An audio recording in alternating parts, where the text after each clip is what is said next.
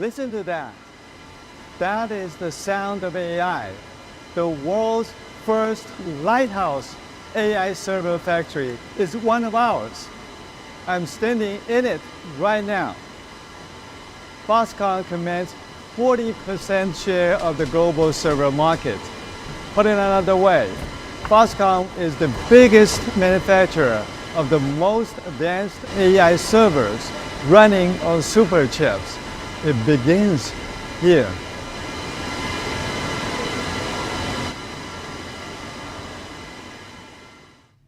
Oh, that's better. Welcome, everyone. Foxconn is celebrating 50 years this year. Thank you so much for joining us today. This鴻海Tech Day is a milestone. The past year has been all about artificial intelligence across industries and current events. AI is pervasive in what we do and how we see in what we talk about. AI has accelerated our imagination.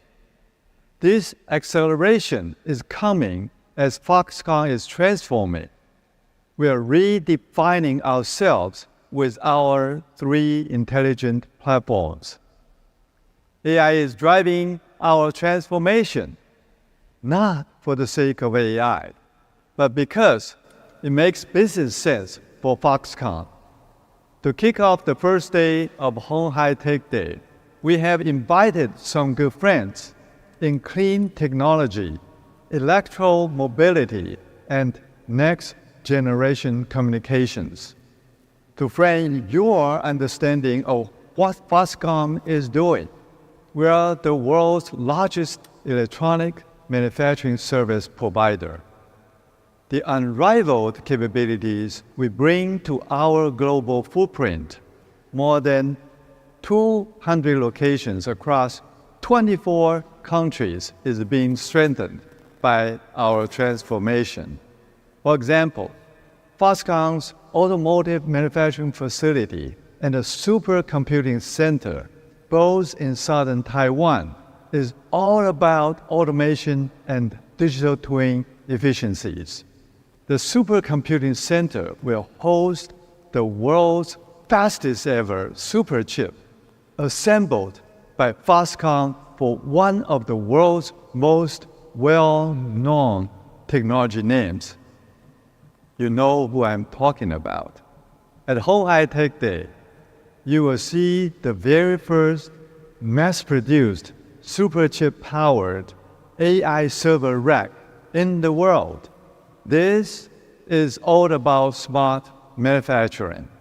Smart city is about next-generation communications, intelligent urban governance.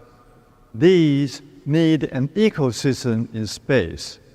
Since we met at鴻海Tech Day last year, 2 of our LEO satellites have been circled this planet more than 4,900 times. This year, we'll tell you how compelling collaboration in space will lead to innovative connectivity on the ground. Since 2021, at least 1 new electric vehicle has been unveiled at each鴻海Tech Day. Smart EVs. We won't disappoint you this year. The latest models, which you will see this morning, joins a terrific lineup of EVs, displaying our range and maturity in automotive development. The Model C, which the world saw for the first time in 2021, this year completed all 6 stages of the Asia cross-country rally in August. That's 2,100 kilometers over a week. This is Southeast Asia's largest rally and a real test of automotive endurance, safety, and reliability. I'll make some magic and you will see it on the floor in a minute. By the way, the non-racing model has been one of the best selling passenger EVs in Taiwan. We're going to be talking about new energy in more than one way, with a slate of household names participating for the first time in the鴻海Tech Day. It is another compelling collaboration that we anticipate will lead to innovations in new energy.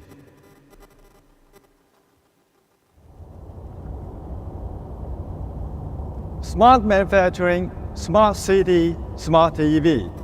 The technology running through Foxconn's three major intelligent platforms is AI. We're applying AI to enhance what we do, and we're enabling AI with the products we make for our customers. Foxconn is accelerating your imagination. 接下来，我要带一位 VIP 来参加我们今年的鸿海科技日。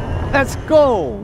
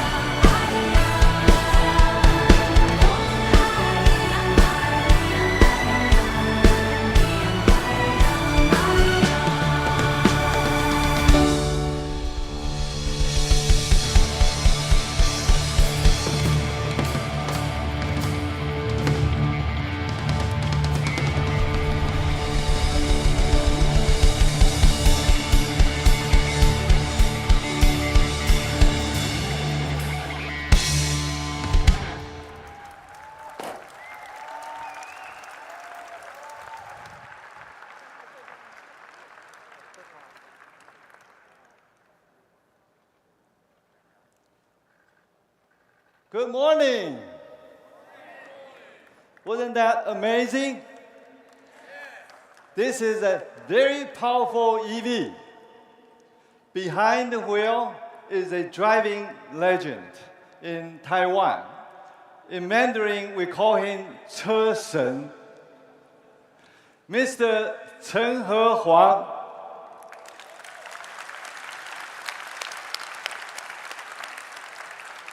Put the Model C through its paces.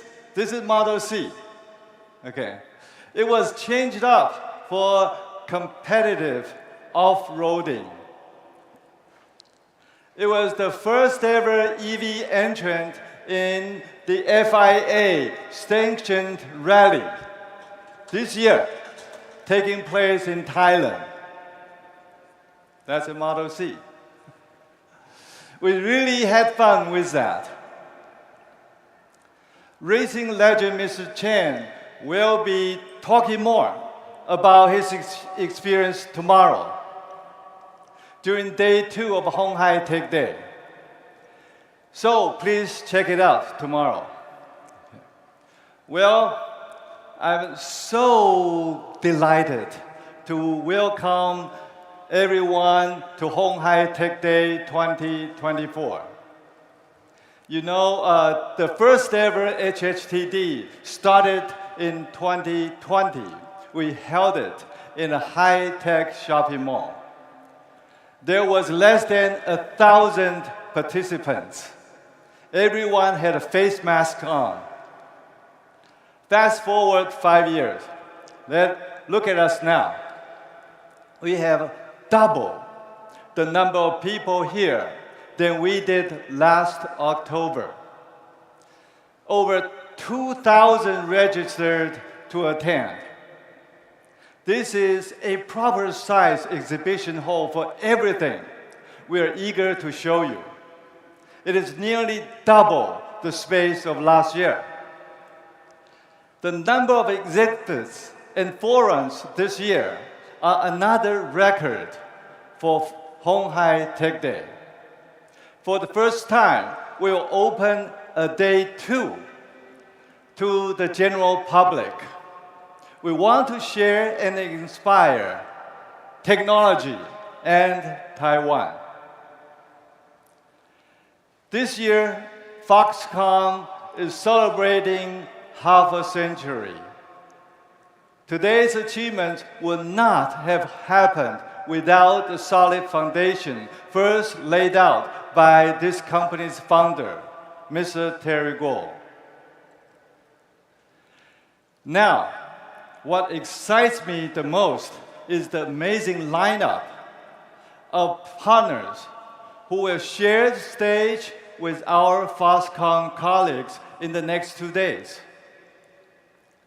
BMW, BCG, Breakthrough Energy Ventures, GE Vernova, Intrinsic, NVIDIA, Our Next Energy, Pininfarina, Siemens, and Thales Alenia Space.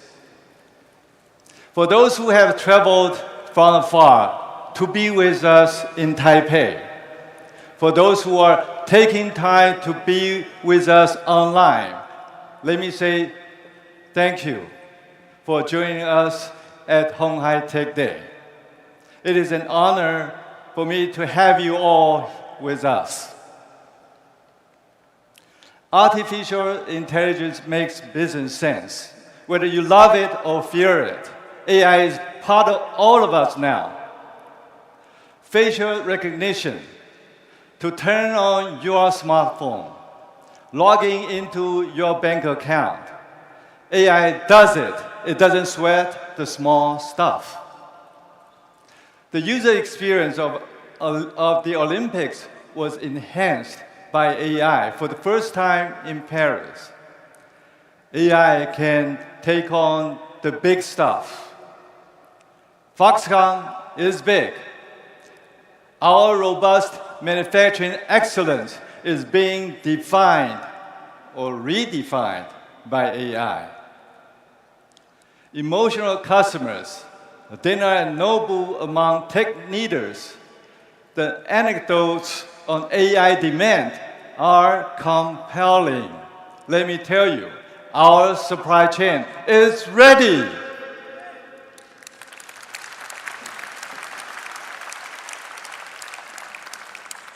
Our vertically integrated manufacturing capability also include the advanced liquid cooling and heat dissipation technologies necessary to complement the GB200 server infrastructure.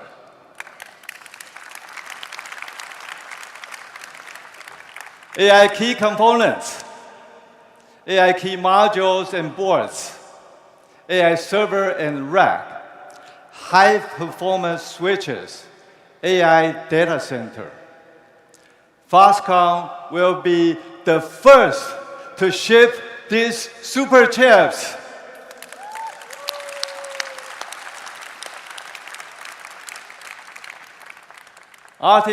Artificial intelligence makes business sense. AI is embedded in automation. Automation is productivity. Our customers told us they want to see more automation. This is an almost one-fold increase in productivity when automation is deployed in our factories. Our automotive manufacturing facility, also in Kaohsiung, will be one of the group's benchmark AI factories.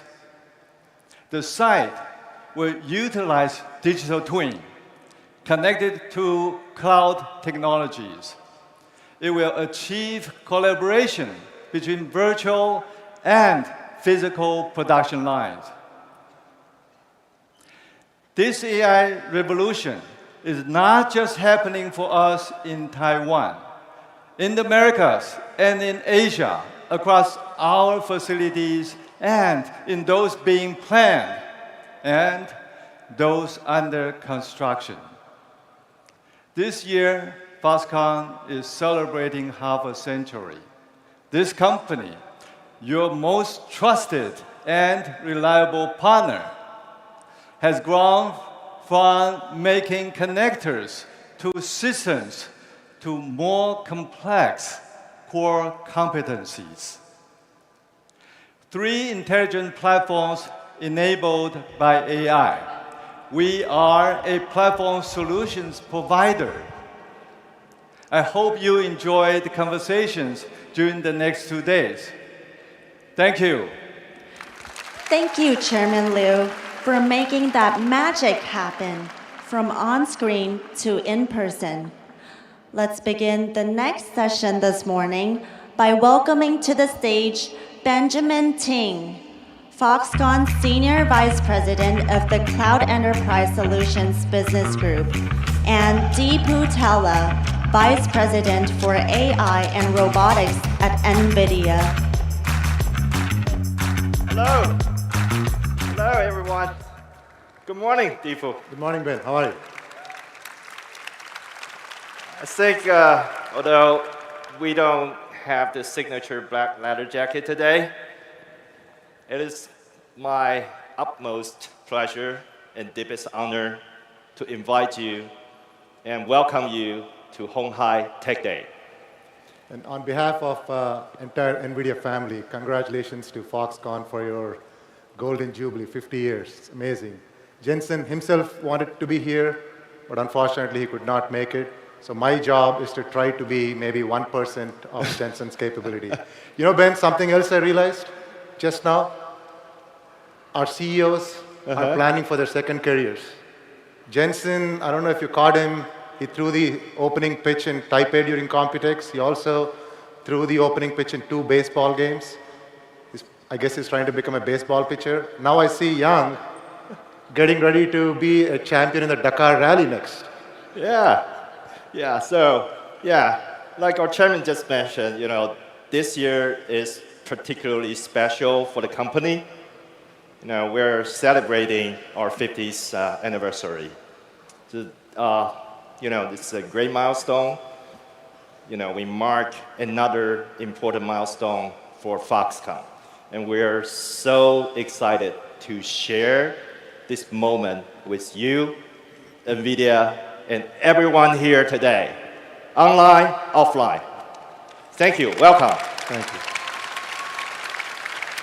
Okay, Deepu, let's kick off this session. Okay. I think everyone would agree. Without a doubt, NVIDIA has revolutionized the world of computing. Well, you imagine a world where computers can think, learn, and create just like human, better than human. And in the near future, this well surpasses human capabilities. It's not a science fiction anymore. It is happening right now. But again, remember, none of this is possible without NVIDIA, so thank you. Thank you, Ben. So NVIDIA 30 years ago has pioneered a new way of computing called accelerated computing.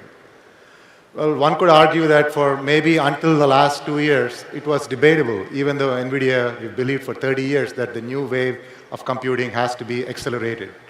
We have been doing it for 30 years, and now it's indisputable that without accelerated computing, we cannot achieve the computing breakthroughs from performance and energy efficiency. 30 years ago, we started with accelerating gaming and graphics. Right. Then 20 years ago, we invented CUDA and started accelerating high-performance computing applications.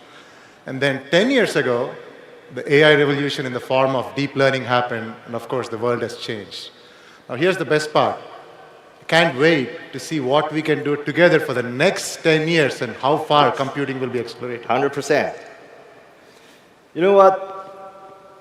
NVIDIA is a great, great partner. So they not only give you the chip, they not only give you the solution, they also take care of you, to build your advanced manufacturing. One example, Omniverse. I'm not sure if this, but I'll take my chance to talk, as much as I can. We're building the largest GB200 production facility on the planet. I don't think I can say where now, but it's the largest on the planet. And we use Omniverse. The Blackwell is very complicated, very, very complicated. So Foxconn is one of our core competencies. We custom design a highly automated process. We use Omniverse, we build a model, we simulate, and we get very, very accurate result before the physical deployment. That's amazing. That's amazing. So this is really about AI creating AI. Yeah, so if you think about AI in the last 10 years and where we are today, much of it is in the digital world. However, the world is physical. The opportunity in the physical world is 10 times larger than the digital world. And the only way we can bring this AI technologies into the physical world is to build and train them in simulation. Mm-hmm. And the reason we want to train and train and test them in simulation first is, of course, simulation is much faster, it's safer, it's cheaper. So it is going to be about simulating it multiple times, and when we are sure that the answer is good, we test it in the physical world and then run the loop again with the digital twin. Yes, totally agree. That this is happening right now, and we love it. We love it. But since everyone is asking for Blackwell, so it's hard. It's very difficult not to say something about Blackwell. The demand is awfully huge, and the partnership between NVIDIA and Foxconn is very important. I think everyone would agree. Foxconn scale, global footprint, strong R&D, best-in-class supply chain and operations. Those are amazing. Those are well-known. But one thing, there's one more thing. On this journey with NVIDIA, there's we're finding passion. Really, passion. That passion makes us 100% devote ourselves. That passion makes us to move at the speed of light. Passion. That's right, Ben. In fact, I've been coming to Taiwan for more than 15 years. And the thing that I noticed this year at Computex was, in the past, the whole industry used to think that Taiwan is very good at hardware, but they're not focused on software. But what I saw this year, not only is Taiwan going to be great at software, but actually at solutions and systems, yes, and putting together everything. And in fact, I've had the pleasure of working with Foxconn, of course, many of your teams. Yeah. Amazing engineers. You mentioned speed of light, the thinking as to start working on building towards solutions, and not just about components. Right, right. And also, since you talked about, not just the hardware in Taiwan, actually within Foxconn, our chairman also mentioned that, we did, remember that we just passed our 50 mark. So what's the next? What's the next? So we're in the process of transforming the company.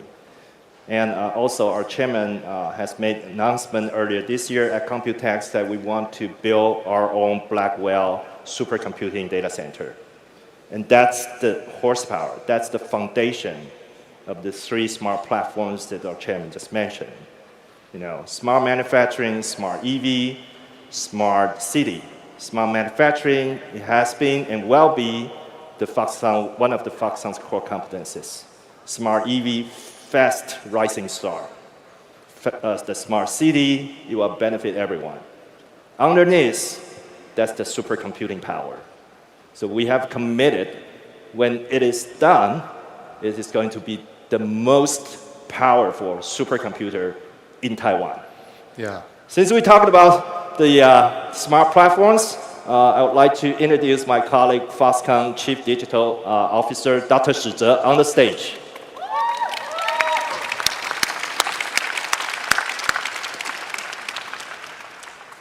Hello, Ben. Yep. Morning, everyone. So excited to be here. That is amazing, tremendous computing power. And when we talk about smart manufacturing, we see, before that, I want to invite 3 guests coming to the stage to join the discussion. Let's welcome Wendy from Intrinsic, Anna Marie from Siemens, and Jeff from BCG. Hey, Dr. Shi Zhe, it all sounds great. I think I'll leave the stage to you all. Of course. Thank you. Thank you. Thank you. Thanks, Wendy. Thank you, Dr. Shi. Thank you, Jeff. Stand up. Stand here. Well, smart manufacturing. Well, as Chairman Yang mentioned, we have the 3 platforms, and the smart manufacturing is one of our Foxconn 3 intelligent platforms. The AI revolution is transforming our factories using supercomputing capabilities and generative AI. I think first time this year on our鴻海Tech Day, we released our smart factory platform. 50 years of experience, 24 countries, and over 200 locations, and more than 1,000 of factories. We have a lot of data and the real-world cases. These are very valuable assets for our smart manufacturing platform. By fully unleashing the power of generative AI, I think we are in the journey to rebuild our factories to be smarter, faster, and greener. In short, I think Deepu, actually, we try very hard to use your AI factory to build our factory AI. Would you mind to share more about this? Thanks, Deepu. So, to mention, NVIDIA, we are an accelerated computing platform company. We start with building chips, but now we build systems, including the data center scale racks. In fact, if you get a chance, I'm sure you will, you should look at the beautiful, beautiful rendering and also the build by Foxconn themselves, the DGX GB200 NVL72 rack that you'll see in the show floor. Now, beyond that, on top of that, we have built a bunch of software that is really what is required in order to accelerate all these applications, fundamentally focused on 2 technologies. One is AI, the other one is digital twins based on NVIDIA Omniverse. So when we combine the power of AI and digital twin, we can really bring AI from the digital world into the physical world. In fact, if you think about physical AI, it's robotics. Robotics is a 3-computer problem. When you think about a robot, the first thing that comes to mind is a robot like ourselves, where the robot's doing the intelligence in its brain. That is the 3rd computer. Of course, that's the important computer, because in the end, that's the destination. However, to bring that robot to life, we have to build and train that robot. And the answer is not to build it in the physical world, but to build it in the digital world first, because it's faster, safer, and cheaper. So the first 2 computers, one is the AI training computer, and the computer in the middle is where it's built on NVIDIA Omniverse, where we do all the testing. In fact, I believe that for every one physical robot brain, we will probably end up doing 1,000, if not 1,000,000 times more in simulation, because it's so much more easier. We don't want to take the risk of building a robot, testing it in the physical world first. It's not safe. So robotics is a 3-computer problem, and at NVIDIA, we have been working on all the 3 computers and the associated software technologies on top of all these computers, whether it's for training AI, whether it's for running the simulations, or whether it's the runtime AI on the runtime computer.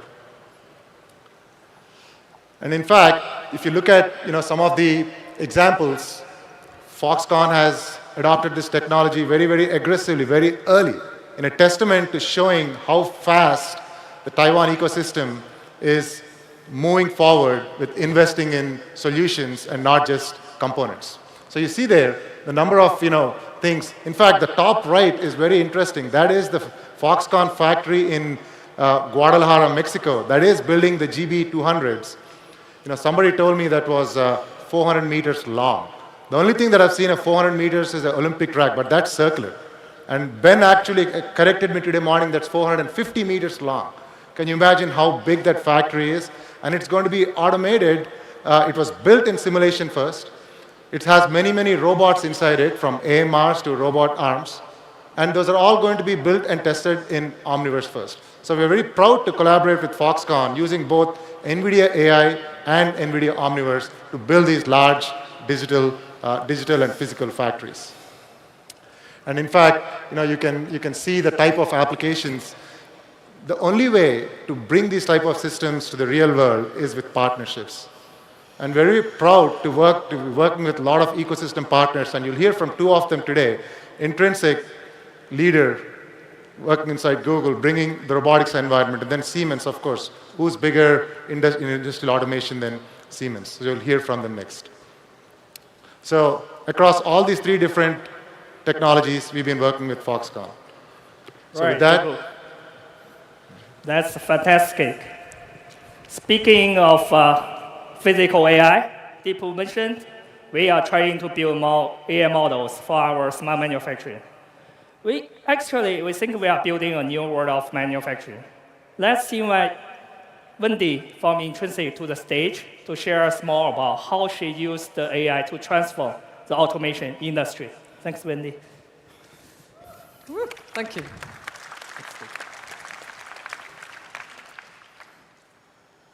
Hello, I'm Wendy Tan-White. I'm the CEO of Intrinsic. What is Intrinsic? We are a software and AI company. We're a sister company to Google, part of the Alphabet Group. And our whole purpose is to bring the value of AI into the physical world for you. And we're building an AI-integrated platform for intelligent robotics. And our goal is to make it really practical and straightforward for developers and businesses to engage in robotics in an affordable and productive way. And to do that, we're building an AI-integrated platform for intelligent robotics and automation that is independent of hardware and devices. In fact, we interface with many different robot brands, for example. And with these AI-enabled skills and sensor-enabled data, we allow robots with automation to see, to feel, and to move. With digital twins, we can simulate the physical world, but we can also deploy into the real world in seconds. And this is going to enable you to customize your processes so you can create more adaptive and reusable automation solutions. Now, what I'm really excited about to share with you today on Foxconn's 50th birthday is we are announcing a very deep partnership with Foxconn. And we're super excited to be here today with you. And we have a shared vision with Foxconn for making the intelligent factory of the future a reality. With Chairman Liu, with Dr. Shi, and the Foxconn team. I'm bringing together Foxconn's smart manufacturing platform, and we're going to bring together Intrinsic's robotics and AI platform. We're going to use adaptive and reusable automation solutions, and we're going to unlock assembly tasks, logistics, testing, and other valuable solutions for Foxconn, and at scale.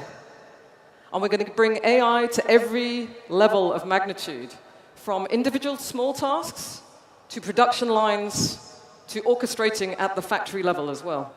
And together, we're going to solve old problems in a new, more sustainable and economical way. And we're going to bring in a new generation of manufacturing with AI at the core. And we're really excited to be here today with our existing partners, NVIDIA, Deepu from NVIDIA is here, Anne-Marie from Siemens, and Jeff from BCG. And of course, our wonderful team from Intrinsic is here too. Thank you, guys. Foxconn is bringing together the best in the ecosystem.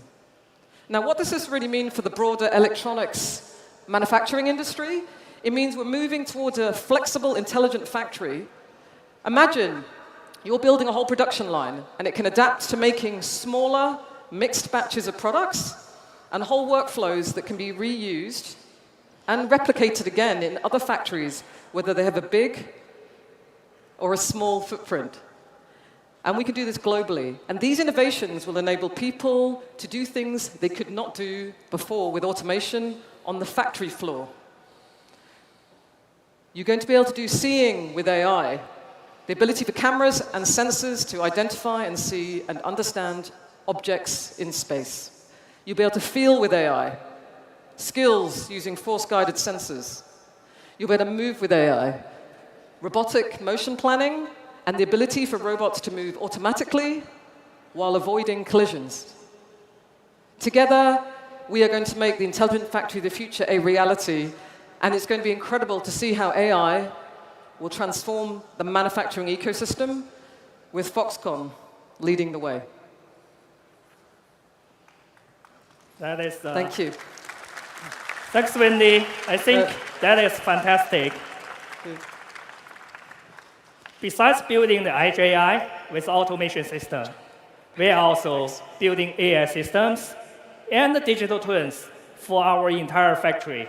Our partner today here is a global leader in both automation and industrial software, Siemens. Let me bring Anne-Marie to the stage. Thanks, Anne-Marie. Need it. I don't need it.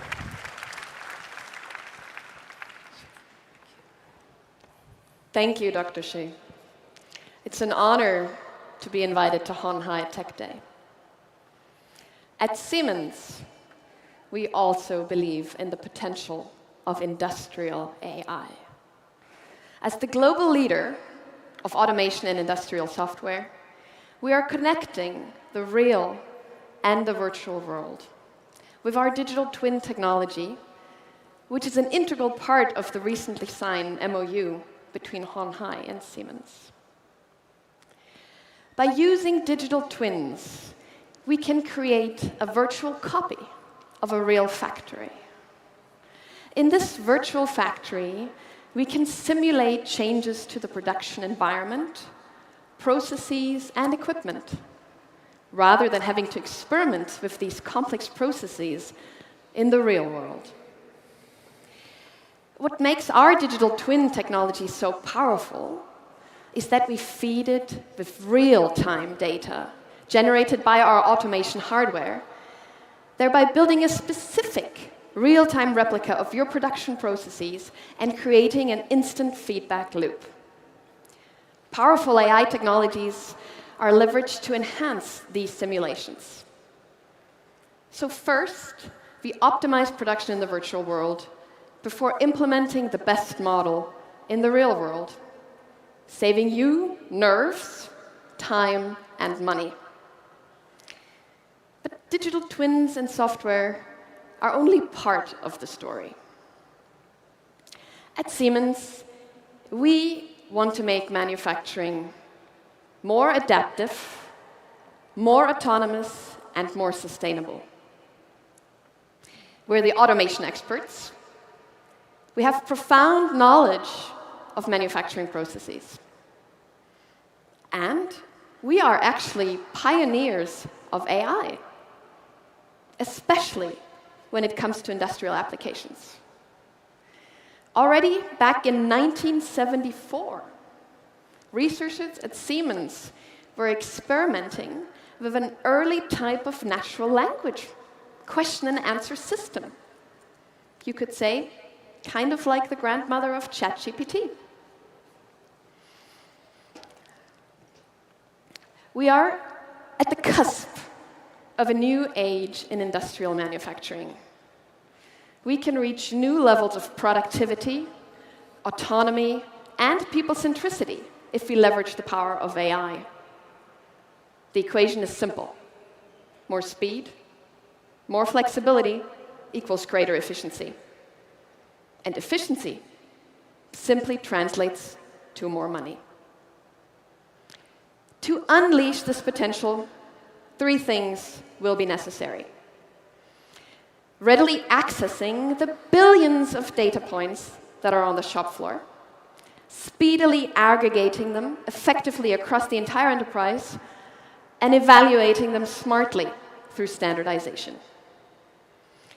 Imagine you can organize and analyze the data from your automation hardware on the edge or in the cloud using state-of-the-art AI technologies and feed the results back instantaneously to the shop floor to adapt your production processes in real time and at scale. If you do this right, the financial benefits can be tremendous. Let me make it more tangible. Together with鴻海, we planned, optimized, and built an entire production line using Siemens automation and software. Even before the line was built, it was planned and optimized using digital twin technology, which ensured that only the most performant version of the line was implemented. This helped to get approval from the customer faster and saved an entire week of reviewing time.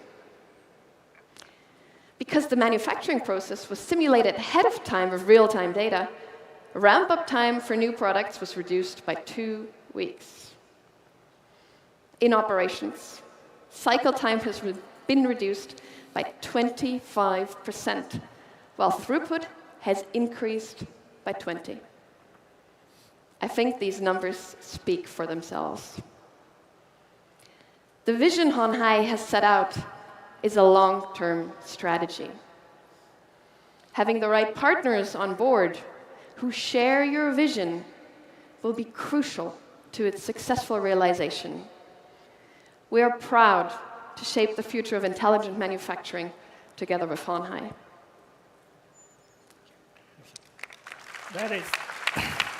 That is a very impressive achievement, Anne-Marie. Thank you.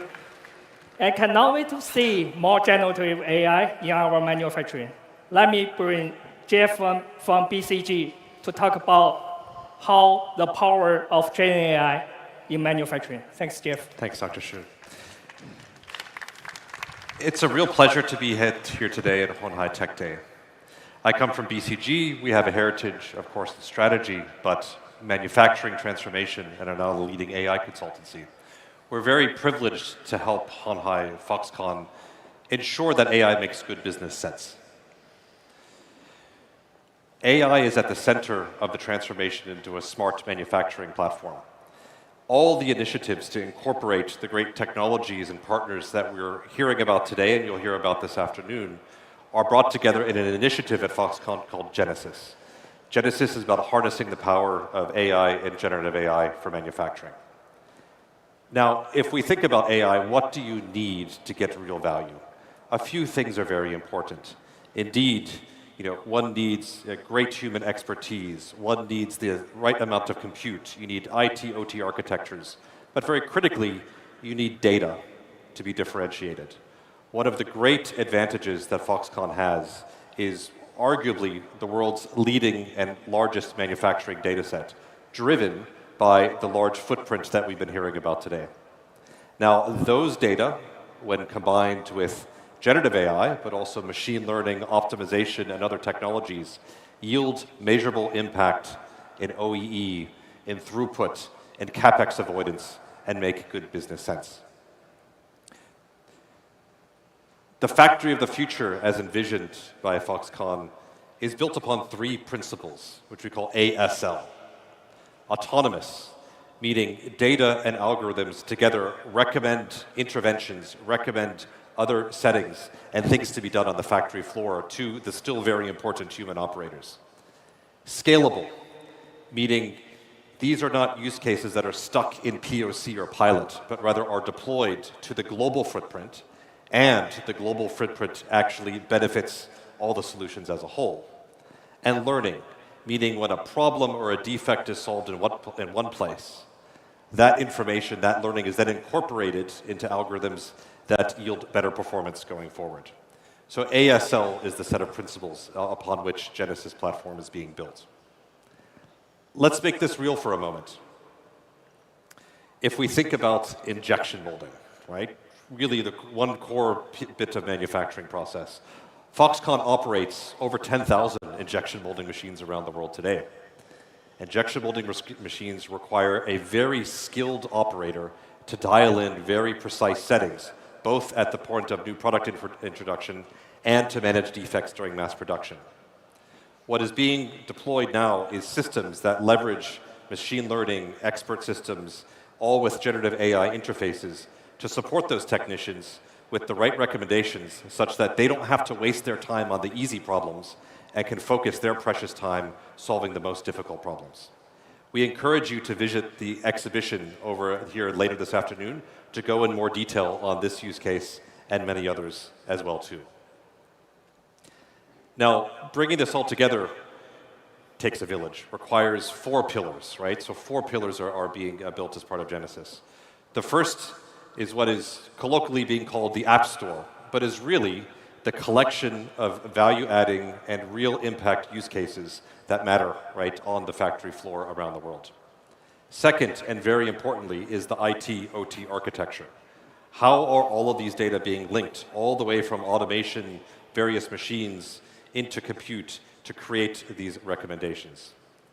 Third, and very importantly, is tokenization. How are all these data being leveraged while also, very importantly, protecting customer proprietary information, but still supporting the learning systems?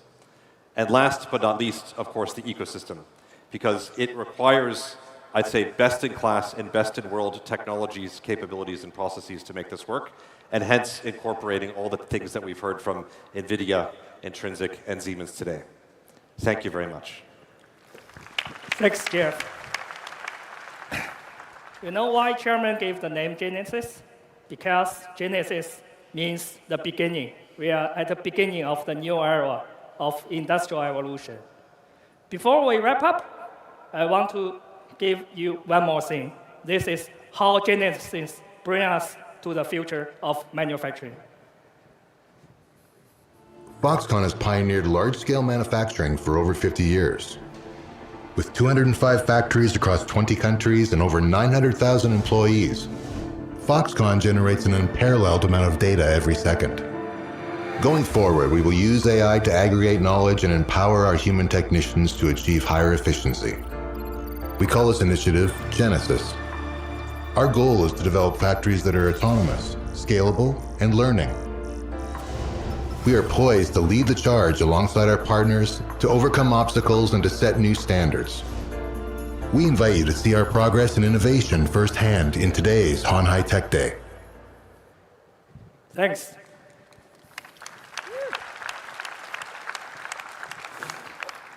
I really want to say thank you to all our friends, Deepu, Wendy, Anna Marie, and Jeff, for coming and share their visions for us. We expect to build the factory of the future with all you together. Thanks. Thank you, Dr. Shi, and 4 of our lovely guests. Let's now welcome Jesse Chow, Head of B5G Strategy at Foxconn, to the stage for a conversation relevant to Smart City.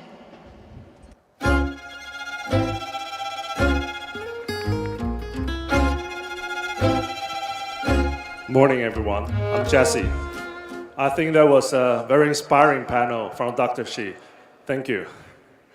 And now, let's explore another smart platforms that connects from Earth to space. Last year, we achieved our first milestone by launching our 2 Pearl CubeSat into low Earth orbit. This year, we aim to further accelerate your imaginations as we look towards 2030. By 2030, the smart city will enter a whole new era enabled by the 6G network standards. This will leverage the strengths of LEO satellite networks to provide ubiquitous connectivity, and also, we have NVIDIA here, right? AI-enabled infrastructures and ultra-low latency services wherever you are. At Foxconn, we're expanding beyond making devices. We're building platforms that connect them globally. We're creating a network of satellites to link smart factories, cities, and soon, the smart AVs. To achieve that, Foxconn cannot do it alone. We need a strong partner. To tell you more, let's welcome one of my good friends from Thales Alenia Space, Didier Labouche. Hello. Very happy to be here. Yeah, thank you, Didier. Didier, thank you for coming all the way from France. Would you like to give us, our audience, a quick overview of what your company does? Yes, thank you, Jesse. So my company, Thales Alenia Space, is a joint venture between two big groups in Europe, specialized in electronics, in cybersecurity, in aeronautics, and defense. The groups are Thales on one side, headquartered in France, and Leonardo, headquartered in Italy. And what we do is simple. We do any kind of satellite systems.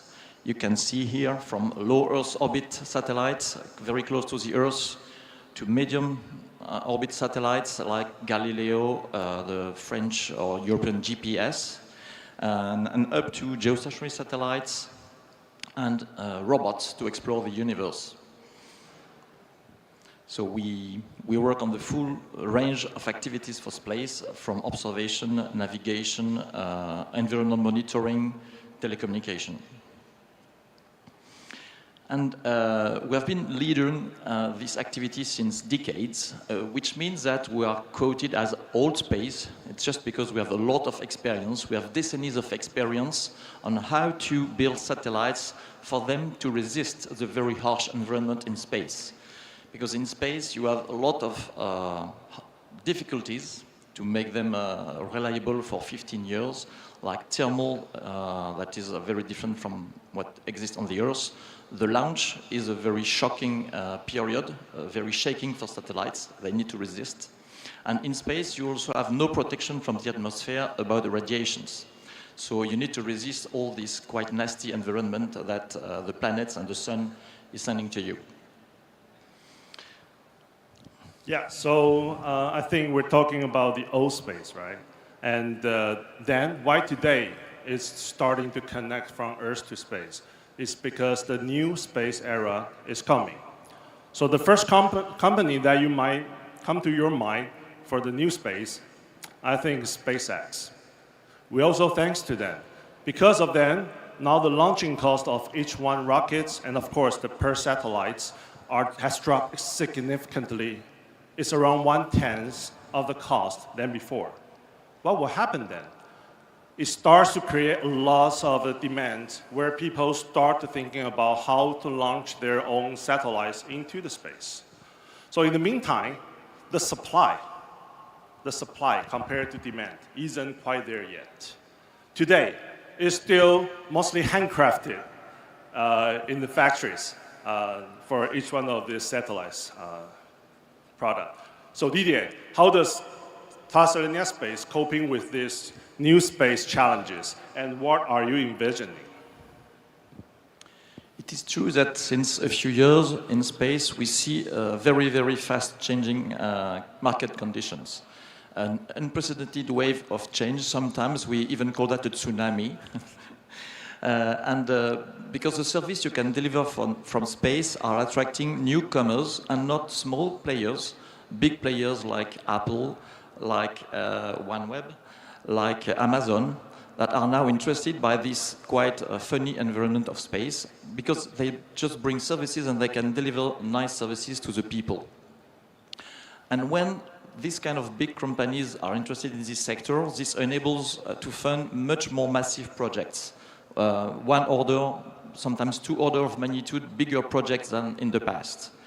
And when you have much more capex to be invested, you can build much more satellites, and you bring them close to the Earth in order to reduce latency, for instance, or to improve the observation. And this is changing the way to produce them, because we need much more automation, much more industrialization. And this is where Foxconn is a great player. And this explains the strong motivation of Foxconn to explore what they can do in the field of space. So I think with Foxconn's strengths, then we could do a much faster and more affordable satellites for each one of these. So allow me to introduce this partnership, because today Foxconn brings expertise in high-tech manufacturing. Thales Alenia Space masters these satellite technologies. Together, we build this strategic partnership and to build this smart platform that will span from the ground to the space. Didier, can you tell us a little bit about the new features that we are envisioning for this new space design? Sure. Yes. Traditionally, satellites were big boxes that providing the solar power generation, the propulsion and orbit control, with the payload, the useful part of the satellite being inside this box, only the antennas being outside of it.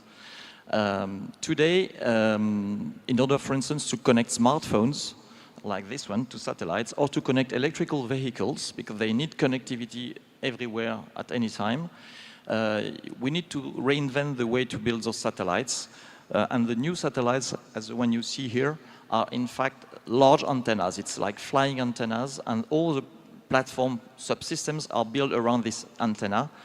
This enables to stack the satellites, one above the others, to launch them by tens. They can weigh a few hundreds of kilograms up to 1 or 2 tons, depending on the power. And this is enabling really to connect almost anybody in the planet with a smartphone to the satellite network. So it's really amazing that you could stack up all these satellites, just like the server in the racks. And it's all for the sake to have one just big launch to shoot dozens, even hundreds of the satellites into the space. So in the coming years, we'll see more and more satellite constellations, both commercial and sovereignty-based. These satellites will function much alike like the telecom-based stations, but it's built in space. Sorry.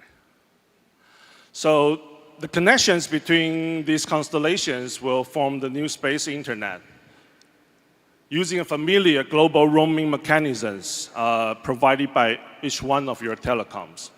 So the connections between each one of these constellations that will start to form, we say, the new space internet. And this new space platform will provide seamless connectivity worldwide. So thank you, Didier, again, for sharing and bringing all this to us. All we need to do now is think big. And make it happen. And we do it together. Thank you. Thank you, everyone. Jesse and Didier.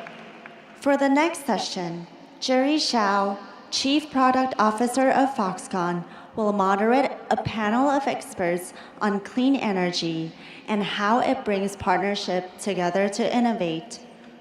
Breakthrough Energy is an innovative initiative in clean energy and climate launched by Microsoft co-founder Bill Gates. GE Vernova, with roots from General Electric, seeks new energy that is good for the Earth as it continues its pathway that was laid down first by one of the world's original innovators, Thomas Edison.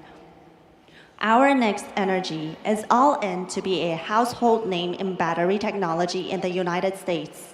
BMW i Ventures hails from the well-known German automotive group BMW and is keen to look out for great potential in sustainability. Good morning, good morning. Welcome to鴻海Tech Day 2024. I see a lot of old friends and good friends and new friends. So I'm really excited about this section. And it is a conversation about clean energy. Sustainability is so critical to our success in Foxconn's 3+3 strategy for future growth. Foxconn has invested over $10 billion and achieved encouraging results through new partners and new technology. Today, we invite 4 of our key partners for this discussion. Achieve the net zero, we are building a team here and going to do great stuff, not only for next decade, next century, or not just next year. So we're working so hard together. This will be a lightning round of insights. I would like to ask each executive on the stage to share with our audience 3 insights.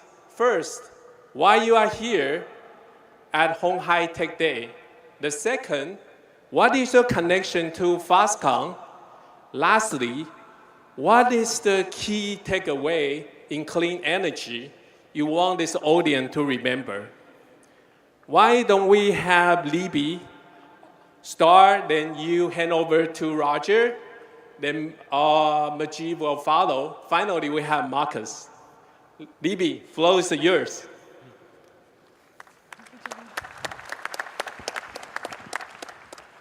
Hi, I'm Libby Wayman. I'm a partner at Breakthrough Energy Ventures. It's such a pleasure to be here at鴻海Tech Day. Thank you, Chairman Liu, for inviting us to join you to share our insights and our perspective on the future of energy. Breakthrough Energy was founded by Bill Gates nearly 10 years ago to invest in the companies that can accelerate our transition to a clean economy. It's our thesis that the companies that can accelerate this transition will not only make enormous impact, but will be the leaders of the future of industry. To date, we've invested in over 160 companies that embody this thesis. And we invest in this space because energy is prosperity. It's what powers us, what moves us, what makes things, what shelters us, and what feeds the world. And each one of these sectors is poised for transformation, powered by innovation to address climate change. Today, I'll share with you some key insights on just 2 of these sectors. The electric grid is the largest machine on Earth, and it is expected to expand by 4 times to accommodate new demands and the clean economy. For example, AI, we've heard a lot about this morning. It already consumes 2% of global electricity production, and this is expected to double in the next 2 years and to continue to double with the expansion of AI. Electric vehicles today actually only consume about 0.5% of global electricity generation, yet this is expected to expand by 20 times in the next 10 years. And electricity will be generated in new ways. Today, over 75% of new capacity added to the grid is from solar and wind, yet only 15% of electricity that's actually generated is from renewable sources. This means that this growth will continue for decades to come as renewables displace other sources of electricity production. However, significant barriers still remain to fully decarbonizing electricity production. First, we need dispatchability. That means getting electricity when and where we need it. We also need base load power because solar and wind aren't always available when and where you need them. One of the most promising technologies for base load power is actually fusion. After decades of research, scientists have now demonstrated net positive electricity production from a fusion reaction. And on the left is a view of a fusion reactor that is now being scaled up to a commercially relevant scale outside of Boston, Massachusetts. Dispatchability, getting electricity when and where we need it, will be enabled by expanding transmission and deploying significant amounts of electricity storage. All of these sectors represent enormous opportunities to address climate change and also for economic growth. Transportation is another sector that's on a similar trajectory.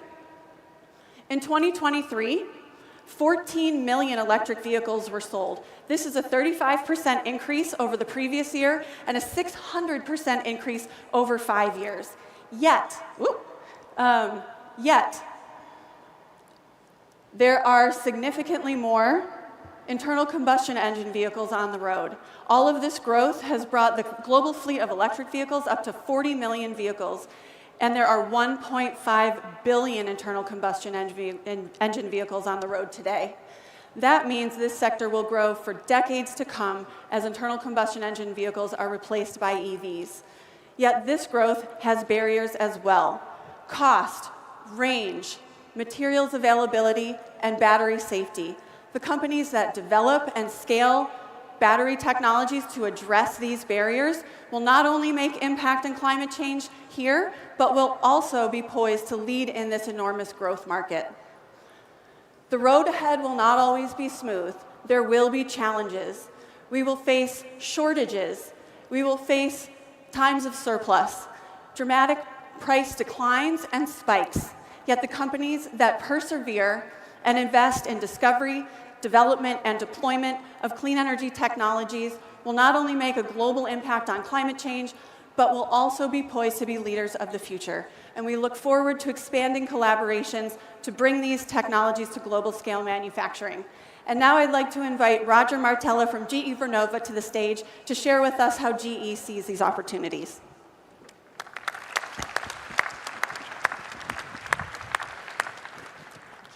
Libby, thank you. And Mr. Chairman, Jerry, thank you for the honor of including GE Vernova in Hanhai Tech Day. It's a privilege to be here. When Thomas Edison invented the light bulb and founded General Electric, he started the first electrification revolution. And in the 130 years since, the inventions he created, the companies he built, have lifted up the quality of life for billions of people around the planet. But today, we're at the beginning of a new revolution, a clean energy revolution. An energy revolution focused on electrifying the planet, decarbonizing the energy sector, and sustainable economic development for everyone. But this time, GE cannot do it alone. We're going to lead this clean energy revolution together with our partners, one of the most important of which globally is Foxconn. So it's an honor for us to be here. And with that, I would love to introduce our CEO, Scott Strazik, to share what GE Vernova is doing and how we're collaborating with Foxconn. So if we could please share Scott's video.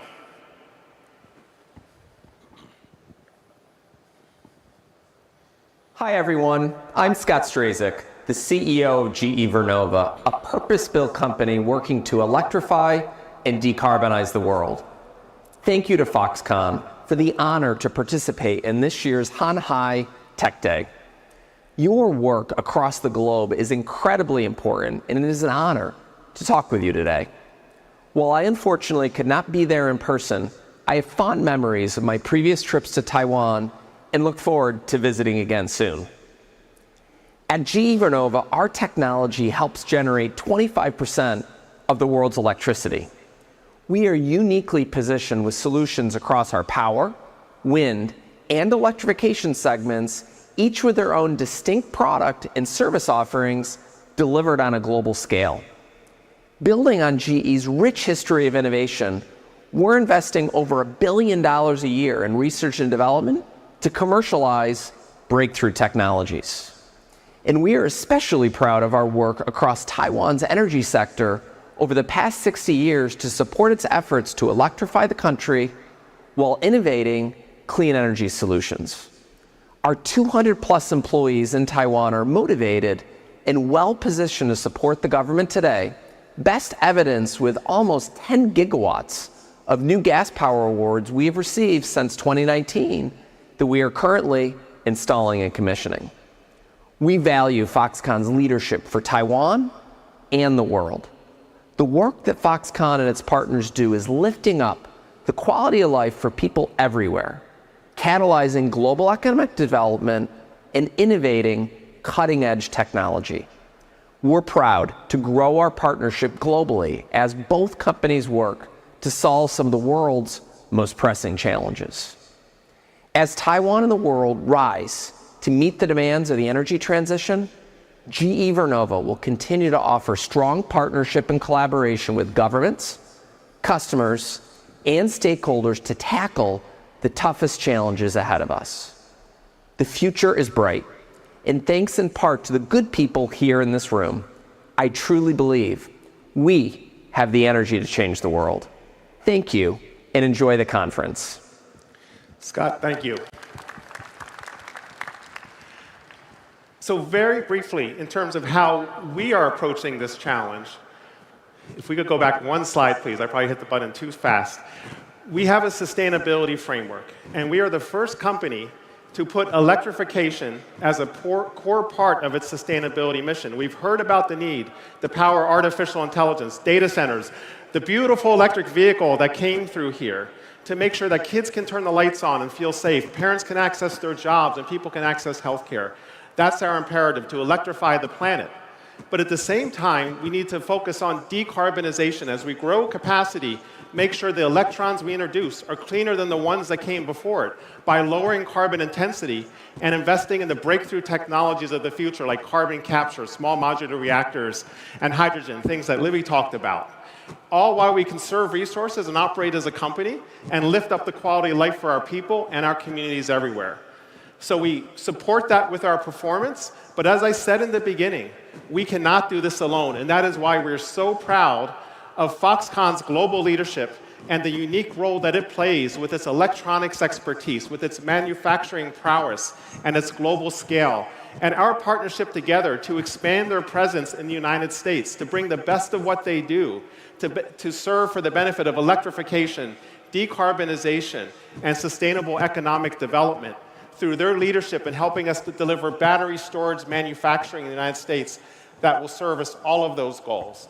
As I said, this is the beginning of a revolution, the clean energy revolution. We're proud of our partnership with Foxconn, we're proud of Foxconn's leadership, and we have confidence that when history looks back on this, they're going to be at the table as one of the global leaders that help solve the world's most pressing challenges together. Thank you. Thank you, Roger. Thank you very much, Roger. And it's a pleasure to be here at鴻海Tech Day to share this vision that GE just expressed. Now, as Jerry has brought us together in partnership with Foxconn, it's inspiring to witness Chairman Liu's 3+3 vision in action. The electric vehicles that you have on display are truly remarkable. We want to position ourselves with Foxconn to become a global leader in electrification. As One and Foxconn have started working together, we established 3 points of commonality. Our vision at One is simple. We're here to solve and improve the range of electric vehicles because that is the most essential element to commercializing a successful industry that electric vehicle buyers are interested in. We want to make sure that safety is at the center of everything we do. We can't afford battery fires. We have to put an end to catastrophic thermal runaway and battery fires that can threaten products. And very specifically, working with Foxconn, addressing the topic of global supply chain. Scale and the people that scale will be the first to win the marketplace. I want to introduce now 3 technologies. The first technology is a 1,000-kilometer battery. The second is a 600-kilometer battery that can recharge 500 kilometers in 15 minutes. And the third is a smart battery that starts to connect the automotive industry and transportation with the grid. This 1,000-kilometer battery was birthed as an idea in 2021. Working with Marcus at BMW and with all of our partners at BMW, we started to develop this technology in 2021 in joint partnership.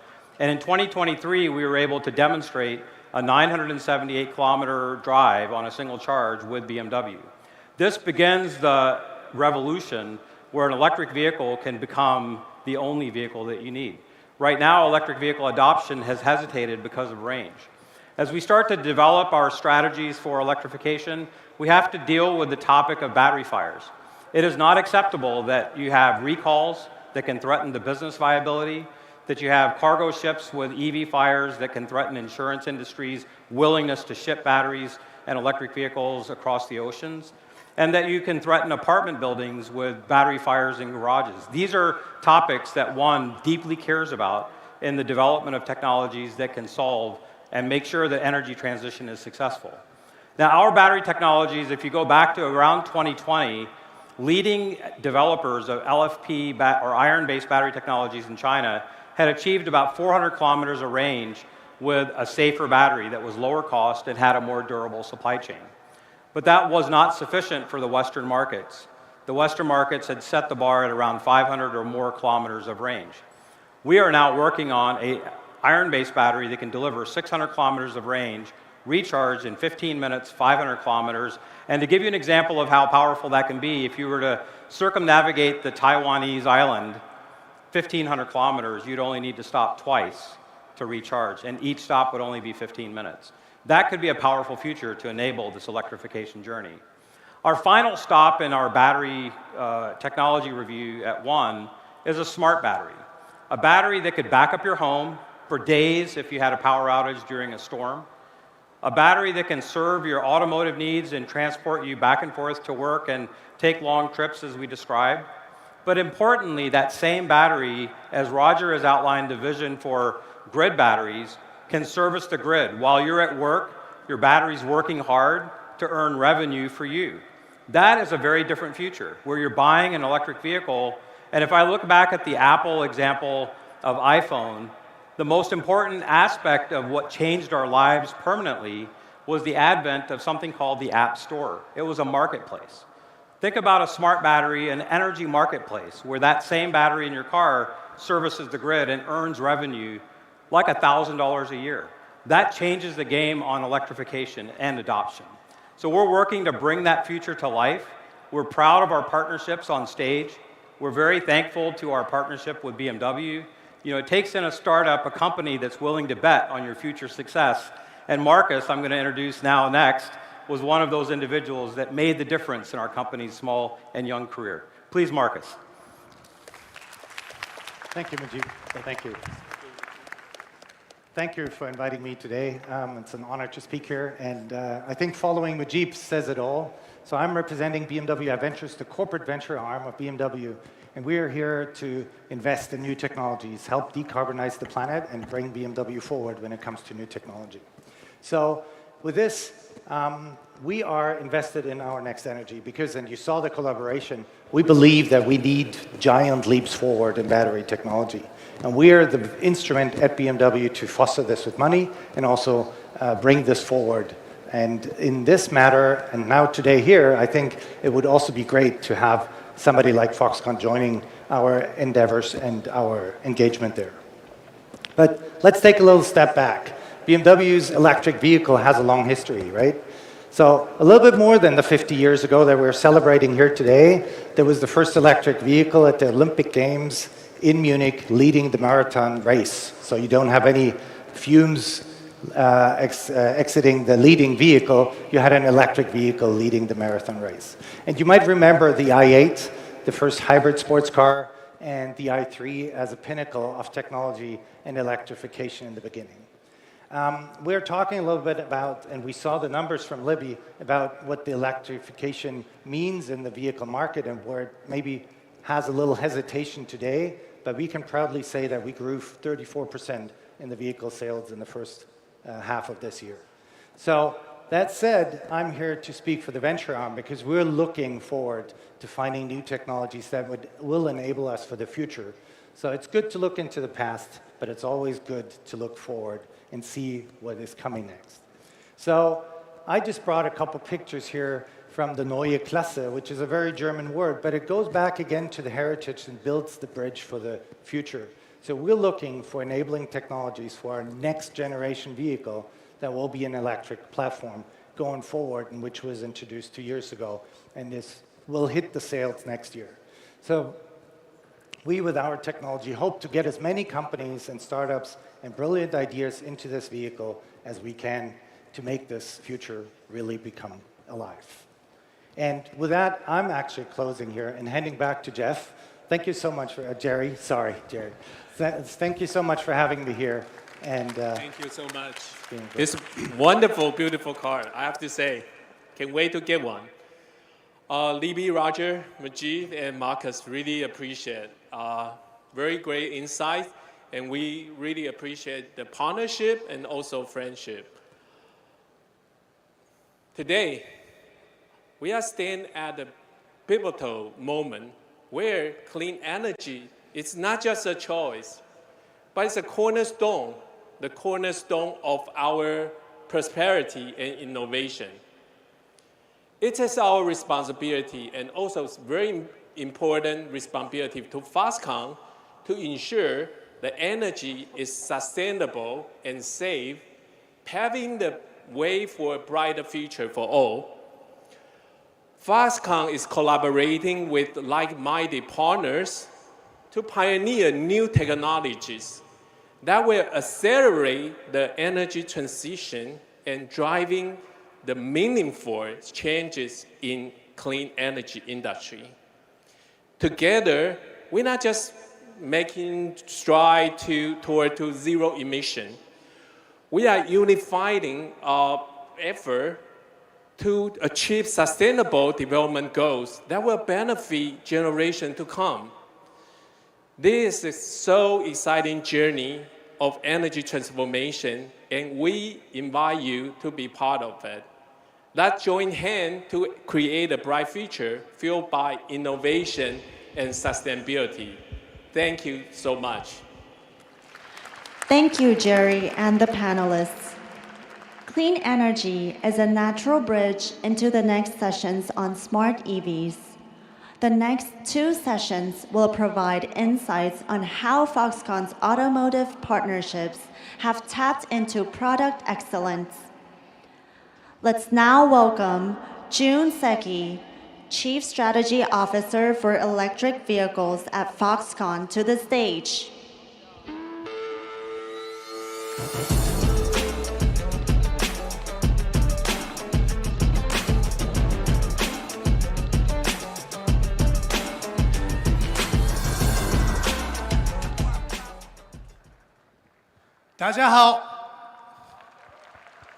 Guten Morgen, bonjour, and ohayo gozaimasu. So let me revisit Foxconn EV strategy a little bit. Our core business is, of course, assembly, contracted manufacturing, same as like smartphones, laptop, game machines. But thinking about EV business, we needed a little punchy spice. That is DMS. D for design. Why we need a design service together with assembly service? Because when we look at the EV market, we are seeing many non-auto EV players. Of course, they don't have EVs. And also, even traditional OEMs, sometimes they need lineups from us to make time to market shorter, investment market smaller. So that's why we have a CDMS together with CMS. Then after my sessions, 3 new car comings, and then those are extending our business for more flexibility to customers. And also, we do this design service for component side. From left-hand side, you see component, module, and platforms, and also even after sales. After sales is mainly like a charger, energy storage. We do provide a manufacturing service together with design service for this. But we don't have to do these components, everything by ourselves. Organic is very important, but efficiently having a partner is even more efficient. So, you know this right-hand side guy is very famous, our chairman. A left-hand side guy, Dr. Crane Holger, CEO of ZF, was on this stage with me last year鴻海Tech Days. And he said, we make a joint venture together with Foxconn in 24. Actually, we did. As you see, May 1st, we newly established ZF, Foxconn, chassis, modules. We need a new name. Too long. Let me shorten the ZF Foxconn. So now, I want to invite our new families.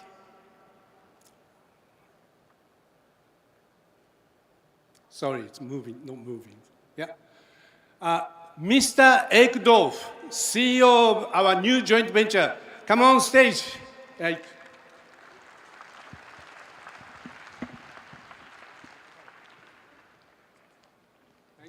Thank you. Thank you.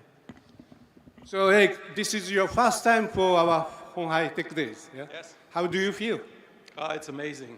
It's really a great show, great honor to be here, and learning a lot. Very inspiring sessions up to now. Yeah. So many people. Yes. Probably we must worry about food court after this session. Okay. So, Eric, first, can you provide the outline of our joint venture? Okay. Our company, essentially, everybody knows what Foxconn does for the mobile phones, right? So what we do for the automotive industry is exactly the same. We provide axle and chassis systems for the automotive players of the world, the premium manufacturers. You see the brands located here. We have about 3,500 people worldwide in 27 locations over 13 countries. And we really pride ourselves in the transformation of the electrification industry because it's a massively growing market as well. Okay,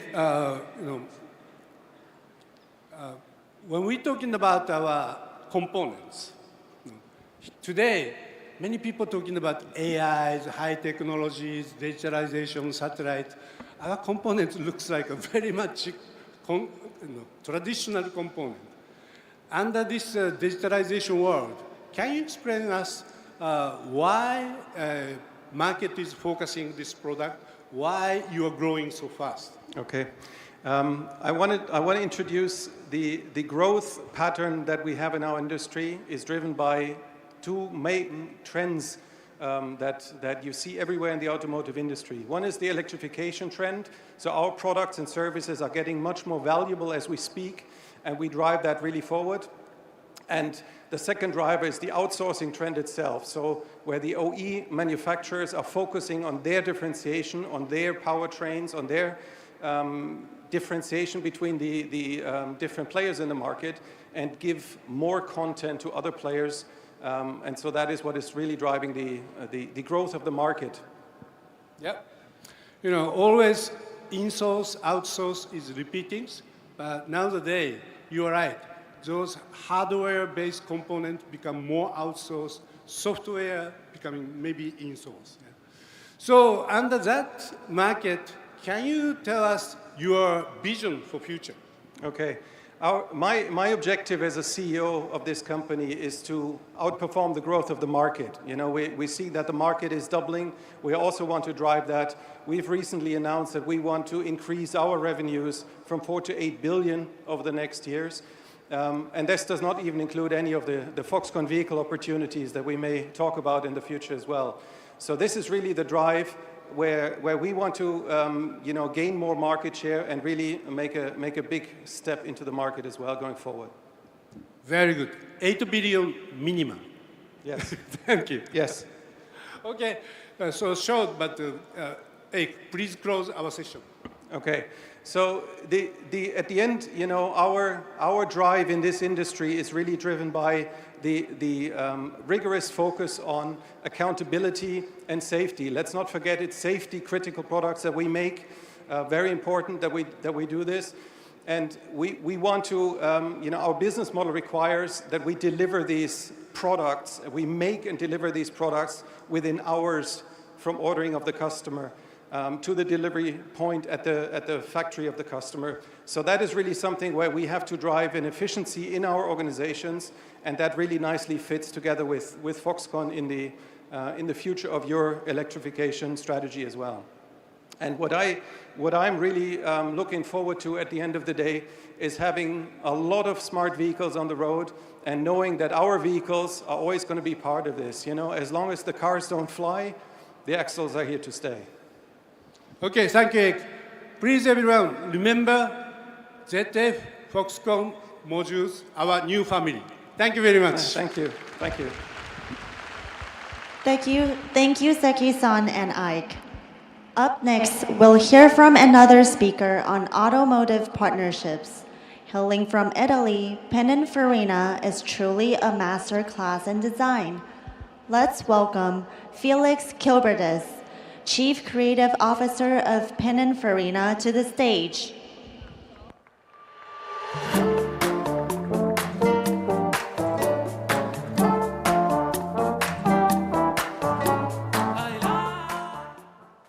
Good morning. Good morning, everybody. I'm excited to be here with you today at this incredible event. My name is Felix Kilbertus, and I have the privilege to serve as the Chief Creative Officer at Pininfarina.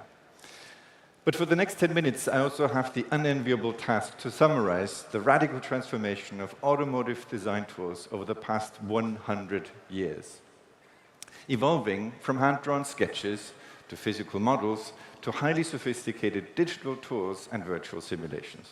But let's start at the beginning. Let me introduce to you Battista Pininfarina, here as a young man on board a boat to America, where he will meet Henry Ford and famously refuse his job offer to return to Italy and set up his own company in 1930. The coachmaker and design house, which will celebrate its 95th year next year. Now, what would Pininfarina have seen on his first trip to America? Probably something like these city scenes of Times Square in New York.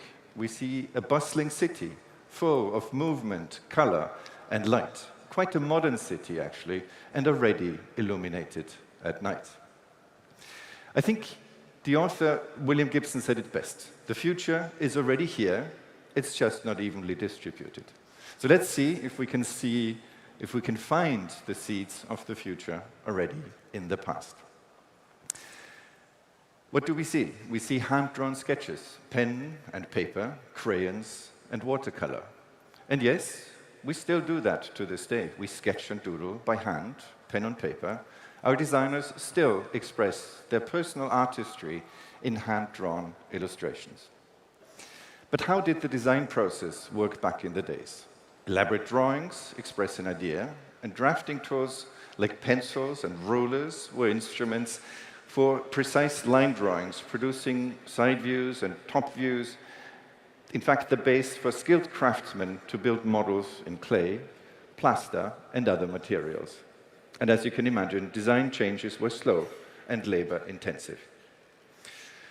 Some of the most beautiful cars were designed with our hands, like the Cisitalia, now part of the permanent collection at the MoMA in New York. This was the era of sensual shapes, deeply rooted in craft, still analog and built by hand, made in factories without robots. In fact, only science fiction writers like Isaac Asimov could imagine robots and space travel, or intelligent machines traveling in space. The 3 laws of robotics were actually an influential byproduct of his short stories. But imagining the future is also designing with your mind. Moving into the 1960s, designers were capturing the potential of revolutionary materials for new shapes, like fiberglass, synthetic foams, plastics to replace wood and sheet metal, and to use color where chrome was needed before. And new drawing techniques, markers, colorful paper gave rise to a new level of artistic expressivity. However, the process behind remained largely the same: a drawing, an elaborate model, and sections to build a full-size prototype by hand. These master sections were then printed on big sheets of paper. Wireframes were made from these sections, first manually and then gradually computerized. These early digital drafting boards looked actually more like the control room than an artist's studio. And this was perhaps not a coincidence, because similar technology was used by the Apollo program at the same time. In fact, never have, or rarely has, popular imagination and cutting-edge design been so closely aligned. This really looked more spaceship than road car. In fact, visionary filmmakers like Stanley Kubrick used the same aesthetic for 2001: A Space Odyssey, released, in fact, the year before the moon landing. And this film was most remarkable for the first believable depiction of artificial intelligence. Unfortunately, HAL 9000, the supercomputer in charge of navigation and mission control, proved somewhat hostile to human interests. George Lucas depicted an altogether friendlier AI in the shape of a helpful robot, a loyal wingman named R2-D2. And as a kid growing up in the 1980s, I was very impressed with KITT, a car that could not only drive itself, but also speak. Level 5 autonomous drive and voice control, actually complicated words that I learned much, much later. Now, all of this to say that while the vision was there, however, apart from smarter and maybe a more advanced look, cars of the 1980s still were far from intelligent. Also, the design process was still largely a manual business. Sketches, a side view, a model. However, more modern materials did influence new solutions, like the flush integrated lamps, for example, and so did aerodynamics. The use of wind tunnels for aerodynamic testing became even more prominent, but still required physical models to evaluate airflow. Now, the real revolution was the onset of digital design tools. Photoshop, of course, 3D modeling software, and visualization completely changed the way we worked in the 2000s. And material science gave new possibilities for shape, inspired by nature, and a growing focus on eco-conscious design. 3D printing is also used for models and components, with illumination now an important design element. And in fact, the first generation iPhone coincides with a complete transformation of interior design, with the arrival of screens and touch screens, and powerful connectivity, bringing navigation and in-car entertainment. Digital modeling, by this time, now became truly usable, allowing our designers to render photorealistic images of their designs. We take that for granted today, but 20 years ago, this was revolutionary. Designers could now make quick changes, visualizing cars from multiple angles. And can you tell the difference to this image here? This is a photograph of the actual prototype, built with computerized milling and additive manufacturing. This enabled the faithful transition from digital to physical. Even the package itself became interactive and fully 3D. Such parametric models, where dimensions and constraints could be easily adjusted, provided more flexibility for packaging. Long gone are the days since hand-drawn side views. So, how do we work today in Pininfarina? Design has become more collaborative and connected than ever. We can now work with our partners remotely and across continents. Design reviews are now fully immersive. We have wall-sized screens and can see shapes in real size and in real time. Digital design tools enable virtual prototyping, reducing the need for models. The engineers and the designers now run simulations for aerodynamics or crash requirements in parallel, therefore saving time. UX and UI design becomes the new frontier. We now need to answer new questions and work in new ways. We not only have to design shapes, but also interaction, motion, and human-machine interfaces. These powerful tools allow us to shape technology around human needs, and all that long before physical models are made. So, at the beginning of a new project, how do we start a new journey? Our craftsmanship is now digital as well as manual. From the beginning, our creatives use a mix of 2D and 3D digital tools. And in fact, there's a shift in the role of the designer from the generator of ideas to an editor of ideas. Here, AI also opens a new frontier in achieving better quality faster. Also, we can now turn 2D images directly into animations, helping enormously in communicating ideas. So, this means that fewer people can achieve more, but need to learn to become better editors. It is more important than ever to select the right solutions and to ask the right questions. In fact, where I find the biggest impact in our workflow is in understanding better who we design for and to anticipate people's needs. Never before was it possible to create hyper-realistic images of our future users with a few text prompts. This is unprecedented and allows us to really put the human back in the center. Now, as we've seen over the last few minutes, many visions from science fiction and art have become today's reality. We have more and better tools than ever, and we use all of them, our hands and our minds. And we're looking forward to more advanced materials and are excited about the promise and challenge of AI and robotics for mobility. And as we keep our minds open and pay attention to a new generation of artists and visionaries for seeds of the future, we will remember to always put the human needs at the center of everything we design. Because at Pininfarina, we believe that design is a method and a mindset. In fact, it is the instrument to humanize innovation. Thank you very much. Thank you, Felix.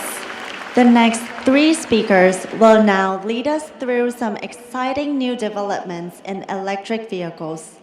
Let us first welcome Andy Lee, CEO of Foxconn, to the stage.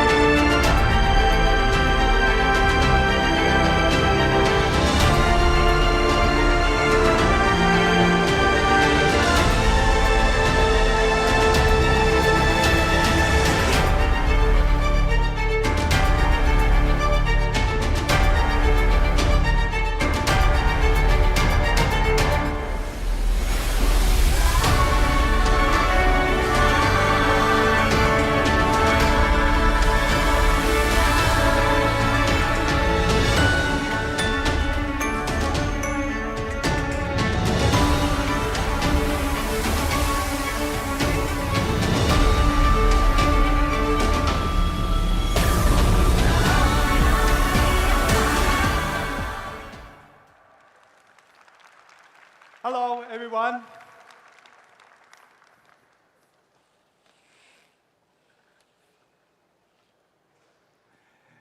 You must be wondering what this vehicle is all about. But before I introduce the product, I would like to talk about the company, Foxconn.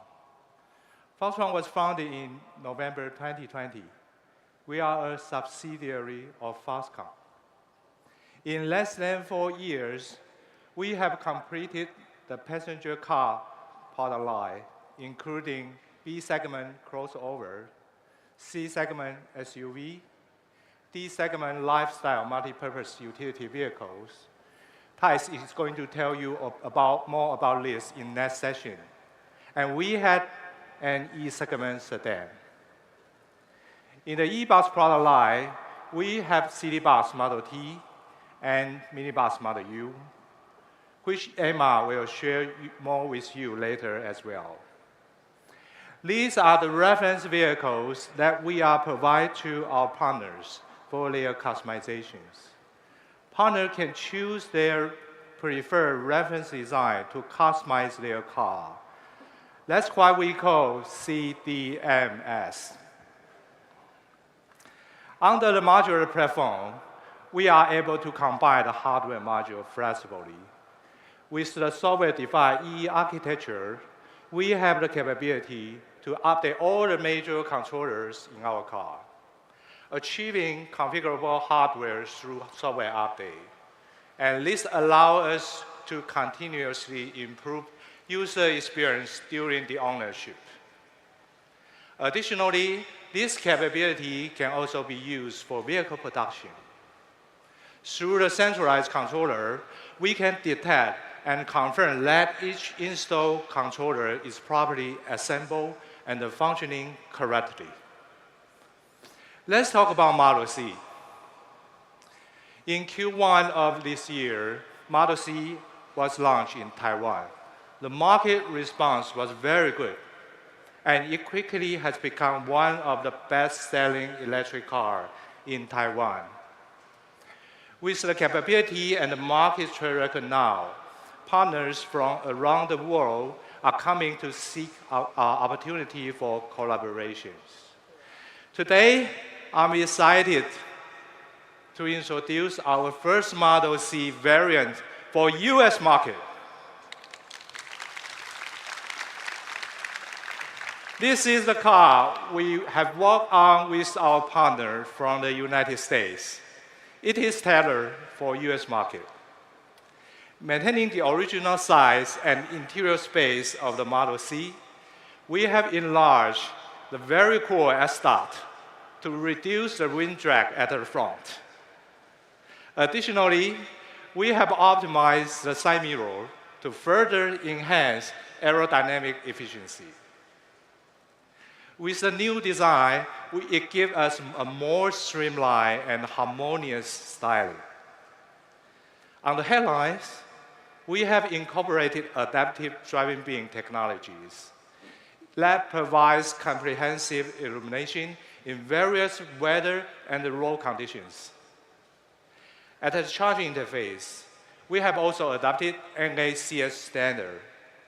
This aligns the vehicle with the best charging network support in US.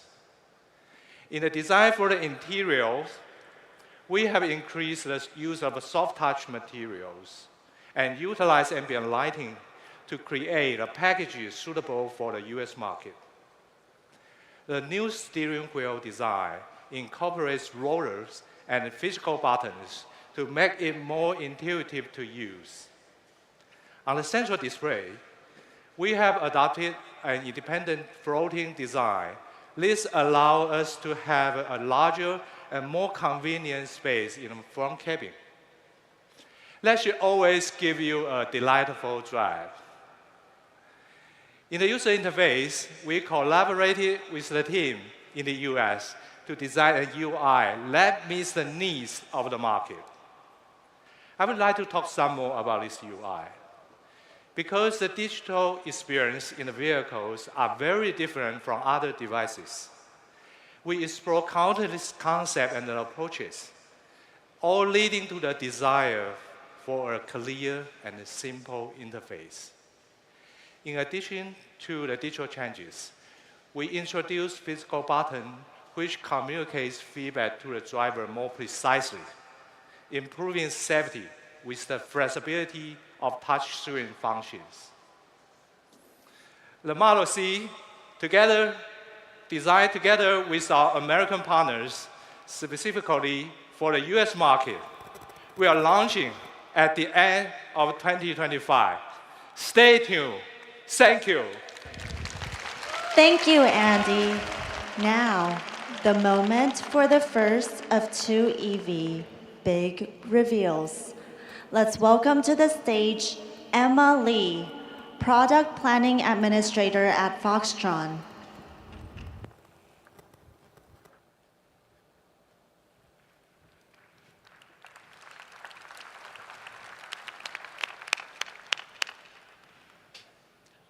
Remember this moment. You are at the premiere of a new EV by the Foxconn family.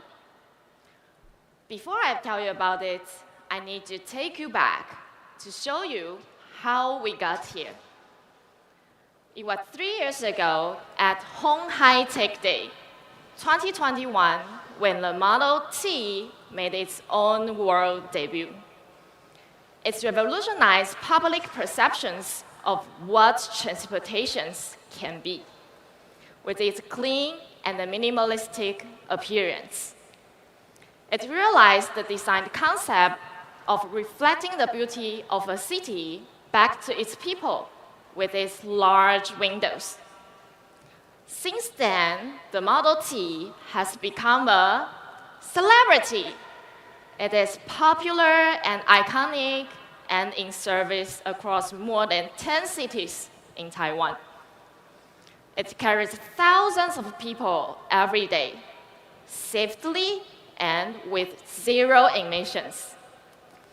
It won a Good Design Award from Japan. It has been used in Indonesia for G20 meetings in Bali.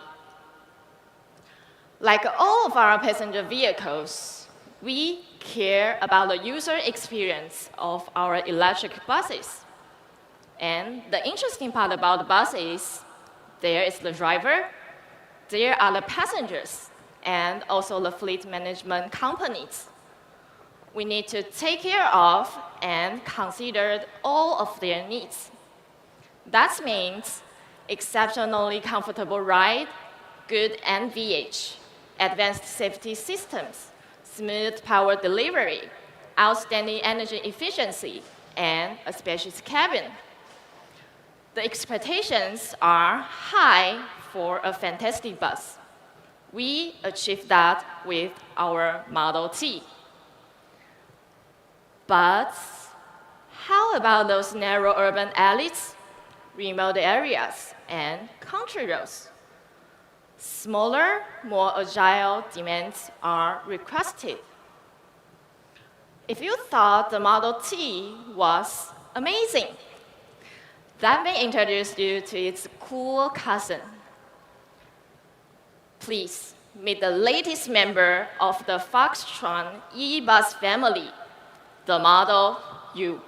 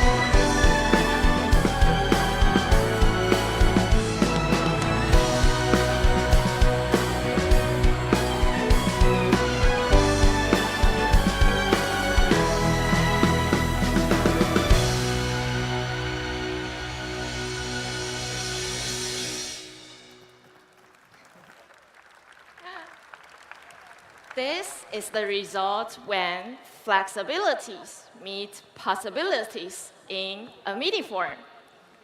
The concept of the Model U is to provide a configurable mobile space. Its dimensions are 6,990 millimeters in length, 2,080 millimeters in width, and 2,650 millimeters in height. It has a wheelbase of 3,995 millimeters. The cabin is spacious and the floor is almost completely flat. That can be customized with different seating configurations and cabin functionalities.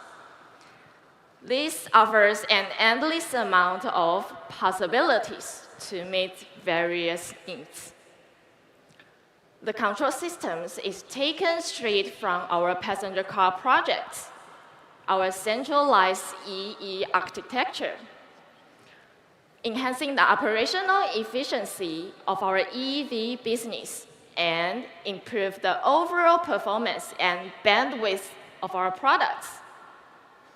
This integration allowed us seamlessly adopt the features such as keyless entry, camera monitor systems, and ADAS systems to the Model U. It provides the driver with greater visibility, safety, and comfort for a pleasant driving experience. The daily average range requirements of a minibus as a public transportation is approximately 200 kilometers in Taiwan. Most electric minibus offers a range of 120 to 160 kilometers.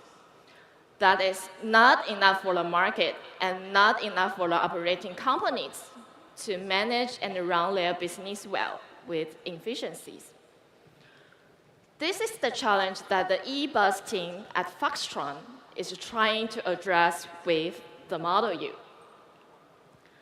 In order to achieve an outstanding energy consumption while maintaining the load capacity and safety requirements, we gave it a new aluminum frame and optimized the chassis structures that reduced the weight about 626 kilograms. You know, it was to a fat polar bear. Oh, but don't worry, no bear were harmed. Then we studied the management of the cabin temperature and apply our latest thermal control systems so it runs more efficiently and maintains a constant temperature better. Last, we work with our aerodynamic team to create a low-drag body shape. With all that, the Model U offers a maximum range of 275 kilometers and can meet different operational needs through various battery options. Today, we have a luxury version of the Model U for you. The design carries onward the design language of the Model T. Remember the big one? Featuring a lean back front end with smooth curves around the edges, while the rear of the vehicles remains an angular design that houses the dual opening tailgates. Its minimalistic line connecting the front and the rear defines the distinctive appearance of the Model U. Okay, let's get in the car and take a look at the interior.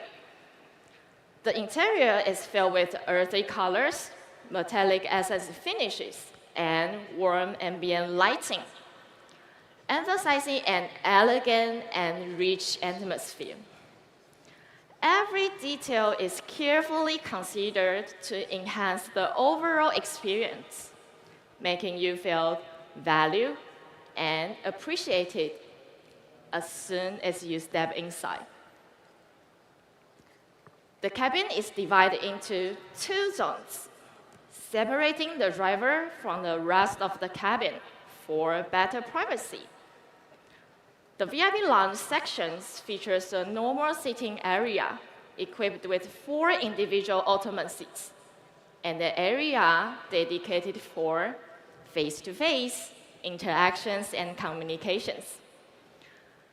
This environment offers a comfortable space for passengers to socialize and relax while traveling to their destinations. How about an Italian espresso or bubble milk tea? Would you like it? Well, at least I love it. A mini bar and a coffee machine is at your service in the Model U. For the driver, a 15.6-inch touchscreen and 12.3 digital meters are there to easily monitor vehicle information and adjust its settings, supporting the driver to provide a comfortable and safe ride. Based on our customized software and modular platform design abilities, if you can imagine it, the Model U can realize it. A VIP shuttle or a mobile office, Not a problem. By removing the interior elements and the changing seating arrangement, we then turn it into a 21-seater bus for daily transportation. How about a wellness cape for the A in your DEIA needs? Diversity, equality, inclusion, and accessibility.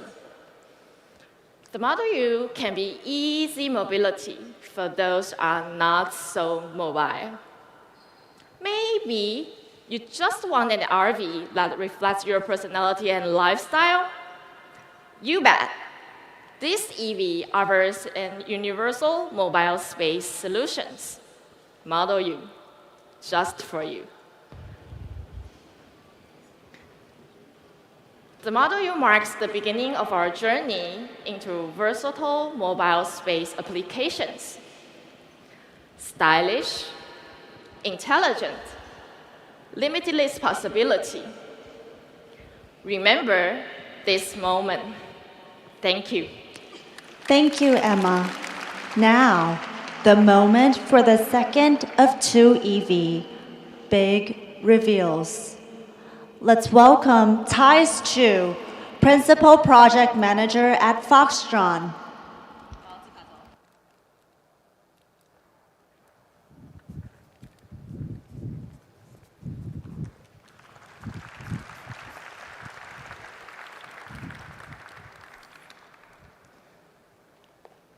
Good morning. It's now time, finally time, for the Model D to reveal itself. But before we go there, I'd like to share just a little bit more about Foxconn to provide you the background and also the perspective of how we approach our business and product developments. As Foxconn, we are working and operating within the bigger EV vision of Foxconn. And with that, we are an EV platform provider first. And the reason why we want to build reference vehicles is because we want to inspire what is possible with our platforms, to showcase what we are capable of, and to bring confidence to our partners, which requires proving ourselves more than just in design and engineering. It extends into having robust peripheral functions such as marketing, supplier management, logistics, IT systems, after-sales support, and I can go on and on and on. But regardless of the requirements, the mission for Foxconn is very, very clear. We are here to provide EV solutions and to help the adaptation of EV cars. So, with this year's reference vehicle, it marks the 4th passenger vehicle that we are working on. And with every year, we accumulate findings and lessons learned that we apply to current projects to improve ourselves. That is especially true for this year, because the Model D is utilizing our next generation platform that takes the products to the next level. With a new platform, it comes with better specifications and new technologies, of course. But it really is the user experience that we care about the most, where we spend a tremendous amount of time filtering out the most meaningful contents for the vehicle and to figure out how to design the human-machine interaction. So, what do we care about a D-segment vehicle? That is, honestly speaking, a difficult question to answer, because a D-segment vehicle has so many different purposes, so many different meanings to so many different people. But for us, we believe to be able to move in comfort, having enough space to handle your dailies, to feel safe and at ease when you're traveling, And on top of that, to become the gateway to unforgettable memories sounds like a very good combination to us. So ladies and gentlemen, please welcome the Model D. From life's first spark, new worlds ignite. The world moves unseen, in silence serene. In every step, a chance to learn. Beyond the limits of space and time, we lead the way, guiding each new day.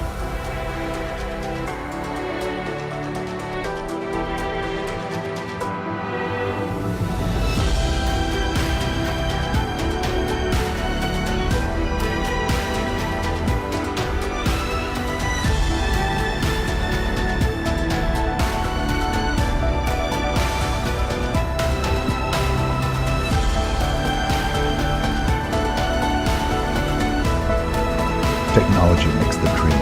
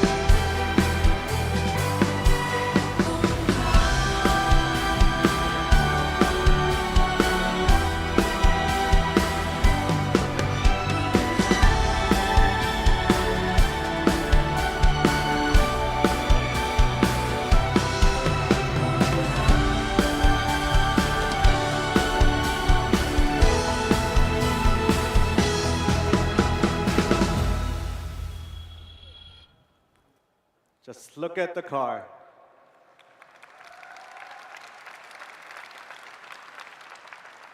All right, let's start with the obvious. When we visually designed the Model D, we took inspiration of the distinctive light bar design which we first introduced on the Model E. This light bar design provides a very clean run-through of the vehicle, emphasizing the visual width of the car at the front and also at the rear. Dimensionally, it is 5195 millimeters in length, 1995 millimeters in width, and 1785 millimeters in height, paired with a wheelbase of 3200 millimeters. This package allowed us to provide a critical battery size for the range and offer a very spacious interior. However, we did not want to sacrifice the nimbleness of the vehicle. So by using the rear steering system that comes with the new platform, we shortened the turning radius to 5.5 meters.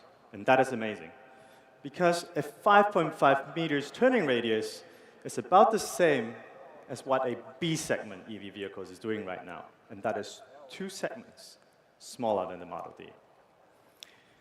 For aerodynamic reasons, we maintained the S-duct design and also the air curtain designs that are on the sides at the front, and paired that with a slightly sloped roofline, which helped us to reduce the frontal area and control the turbulence that is coming out of the vehicle, which also affects the wind noise, by the way, and bringing the drag coefficient of this vehicle down to a very low 0.23. This drag coefficient is not just achieved by the shape of the vehicle alone, though. It is aided by the active suspension that we implemented to the new platform that lowers the vehicle by about 15 to 25 millimeters when we are traveling at higher speeds. So with all the bells and whistles that the vehicle comes with, we are estimating a range of 800 kilometers on a single charge. But the range, like I said in the beginning, is not the most important thing here. It is the user experience. And that is to provide the luxury not to worry about the range and make it easy, really, really easy and comfortable for everyday use. So the total range of the vehicle is only part of the story. Another part is the charging speed. Benefited by the 800-volt powertrain system that comes with the new platform, the charging time is now significantly faster, meaning 350 kilometers in just 10 minutes. 10 minutes of charging. And that is the distance from Taipei to Kaohsiung, which is on the other side of Taiwan, in just 10 minutes. And then there's another element that is related to this. And that is, when you're driving a vehicle like this, you never want it to feel underpowered, right? Especially when you're merging onto a highway. So the Model D will come with 250 kilowatt rear-wheel drive as standard, and 440 kilowatt all-wheel drive for those that need the pulling power. We'll have some fun. Before we move to the inside of the vehicle, I'd like to take your attention to the cameras that are on this car. These cameras belong to the latest ADAS system that we are developing that assists the driver moving from point A to point B under supervised condition, NOA, navigate on autopilot, as we call it, making long journeys, especially long journeys, so much more relaxing and enjoyable to drive. Or sometimes we can say to be driven in, depending on your definition. So, as the door opens and getting ready for us to step inside, the vehicle drops to its minimum height again, which is another function that is related to our active suspension. Once you're inside the vehicle, you'll quickly realize that we developed a whole new user interface. This UI, crucially, includes the new connected app control function, meaning the possibility to pair personal devices to the vehicle and interact with it through those. It's a little bit like bringing your own tech to the vehicle, and that is especially useful for the people sitting in the rear. That, of course, includes functions such as digital keys, stored vehicle settings, preferences, music control, AC control, seats adjustment, seats ventilation, navigation. I could go on and on and on. The list is very long. But the list doesn't stop here, and it probably won't never stop, because new functions can always be added on later through the OTA service that is available with this platform. And all this is made possible because of the synchronization between our UI, centralized EA architecture, and the platform. And again, it's all about building up to the user experience that we like to offer. Last, but no least of this vehicle, are the seats.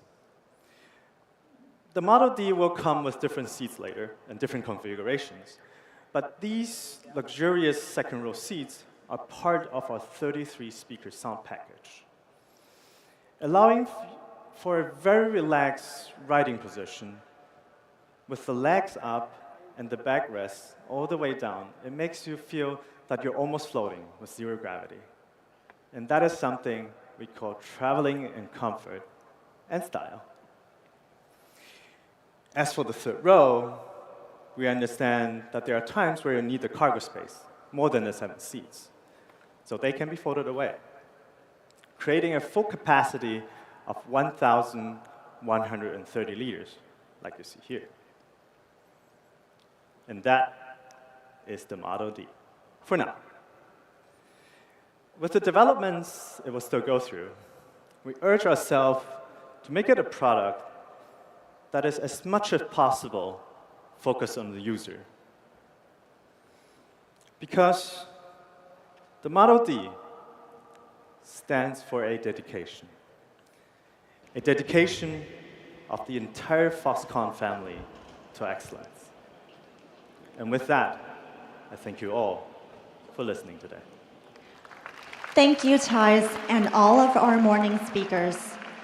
Let us now invite back to the stage Foxconn Chairman Young Liu to wrap up the morning session.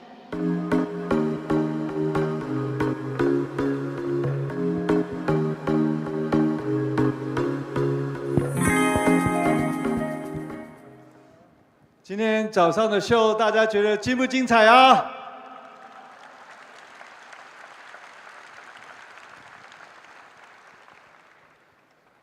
？I think for the closing remark, I'm going to speak in Mandarin. 好，2个小时的开幕活动哈，我们介绍了鸿海在从 AI 的 server 到智慧制造，到智慧城市，以及智慧 EV 上的一个最新的成果啊。在开场的 AI 的对谈中呢，我们分享了鸿海和 NVIDIA 如何在携手来推动 AI 技术的进步上，加速了下一次的这个工业的革命啊。我们大家都知道，鸿海有很强的制造能力。刚刚我也为大家说明了我们如何运用 AI 以及伙伴的解决方案，来落实了我们的智慧制造。在智慧这个城市的部分呢，我们也透过了跟顶尖企业虽然大家不是那么熟悉 Thales 是非常是一个 leading 在 space technology 上面的一个 leading 的公司，透过跟这个 Thales 的合作我们将进军太空产业，我们来一起打造一个更快速、更全面的下一个世代的通讯网络。另外，在智慧电动车的领域，大家都看到了，我们推出了2款全新的电动车型 ，Model D 跟 Model U。这使得我们这个鸿海在电动车的家族更加的完整、更加的壮大。同时，我们也会结合我们更多的储能的伙伴，一起来建立一个完整的绿色供应链。而在接下来的1天半时间里，我们还邀请了一些包括诺贝尔奖得主在内，总共有60位世界一流的专家学者们，会在这个各个论坛里面一一跟大家来分享我们在全球最新的科研技术。我也要利用这个机会，特别谢谢我们所有参与的合作伙伴们。今年的分论坛和展览，因为有你们，所以这个更加的这个精彩。同时，我也要感谢我们的团队们，包括鸿华先进，以及投入电池、电机、电控，还有这个软体以及 IC 设计的同仁们，经过过去3年的打拼，充分的展现出来鸿海集团 time to 这个 market， 还有 time to cost 的鸿海速度。最后，我也要感谢我们这个筹办的团队在过去半年的时间筹办了这个活动，也非常感谢他们所付出的辛劳。最后，也是最重要的，我要感谢在座的各位这个贵宾们我们的贵宾有来自我们的合作伙伴，还有来自20个国家的外交使节们以及我们 MIH 的一些伙伴们。当然，最重要的就是有一些是我们的股东们。谢谢你们来参加我们的鸿海科技日，来见证我们台湾在科技发展上面的一些努力的一些成果。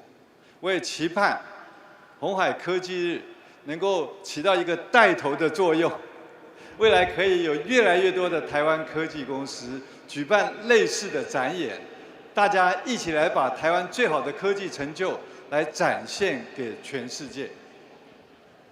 而我们鸿海一定会和大家一起来努力，来打造一个更美好的世界，更美好的未来。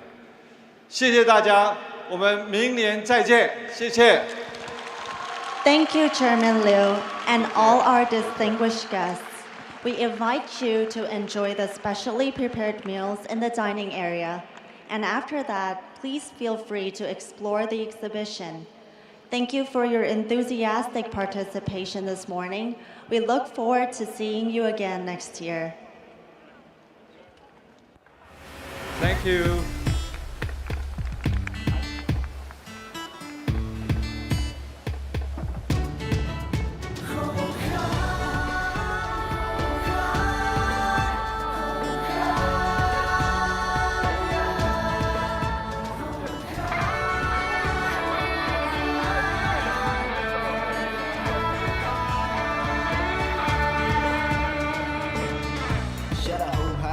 胸，让我不再需要低着头。瞳孔里藏着的一个梦，我该是上天让我带着这份骄傲振作。Been a long time， 还不弄不通。Been a long time， 不知怎么做。每个阻碍让我更加懂当要紧要快，没有什么事是真的撑不过。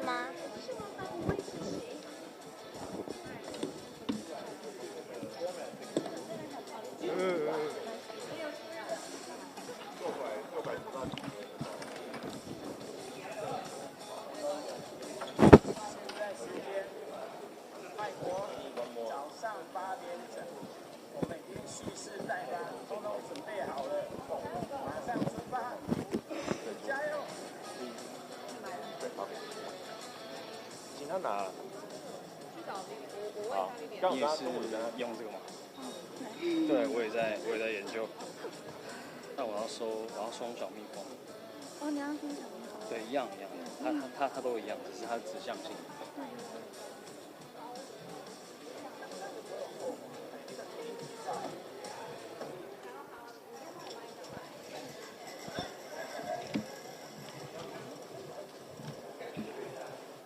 我觉得我们在创造奇迹。其实所有人都不看这件事情。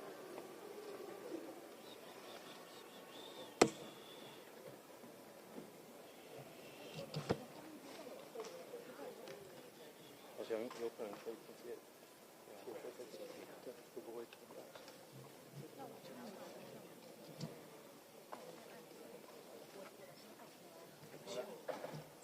磁铁的吗？对。想看可不可以粘。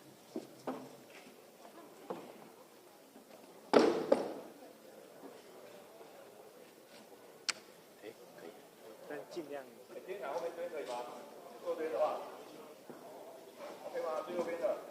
等一下，先待一下。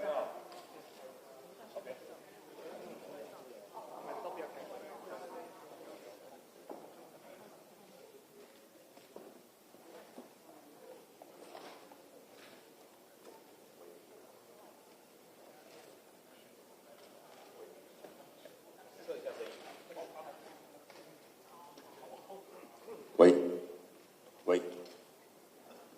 媒体朋友，大家声音 OK 吗？麦克风，这样清楚吗？测试123，123。好，谢谢大家。接下来这一场完之后，可能要在里面的布置还有很多的展区的内容，欢迎大家过去参观，可以吗 ？OK 哈。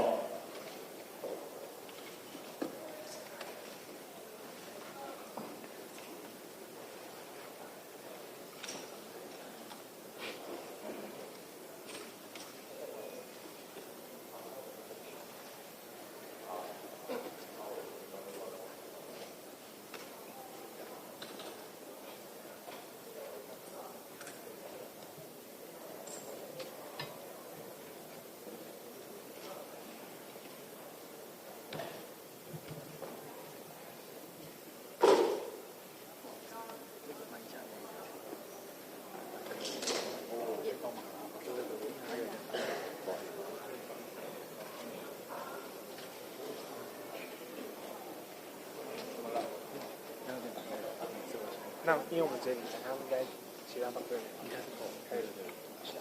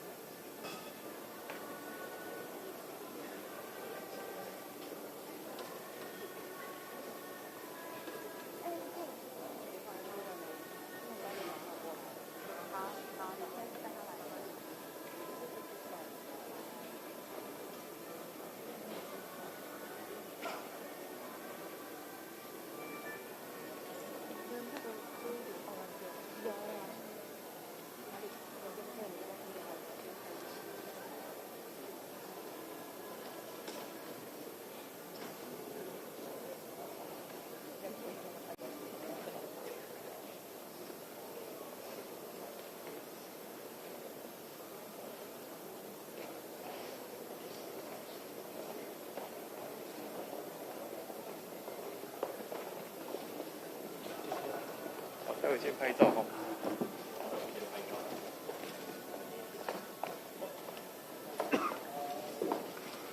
大家好，大家好。前面的片媒朋友，我们先拍一个2分钟的照片。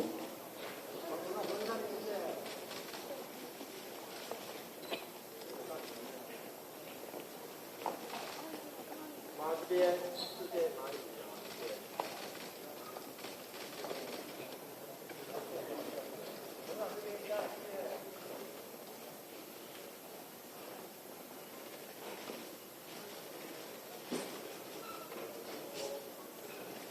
好 ，OK 了吗？好，还有一个左边。啊，等一下，我们后面媒体朋友，远方那边挥手呢。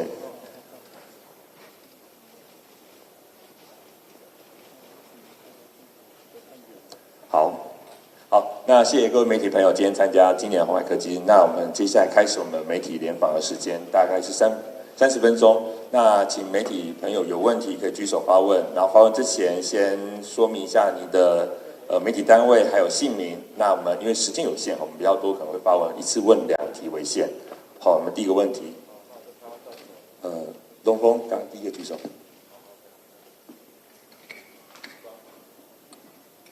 董事长你好，中央通讯社荣峰，恭喜我们这次那个科技有一个好的开始。那我想请教第一个问题就是说，刚才我们在那个论坛中其实有谈到跟辉达 GB200伺服器的合作的进展啊，还有就是我们的努力。那我想请问就是说，明年的话，我们跟辉达在那个新的 B300还有 GB300伺服器这边的合作进展、架构、目标大概是怎么样？这是第一个问题。第二个问题是说，董事长您可以分享一下对于今年还有明年全球电动车市况的看法？因为现在包括中国、欧洲、日本、美国主要电动车市场，它的规模有下滑的迹象。那还有就是说，欧美现在开始对中国电动车课以高关税，这个部分你对全球市况有什么样的见解跟分享？谢谢。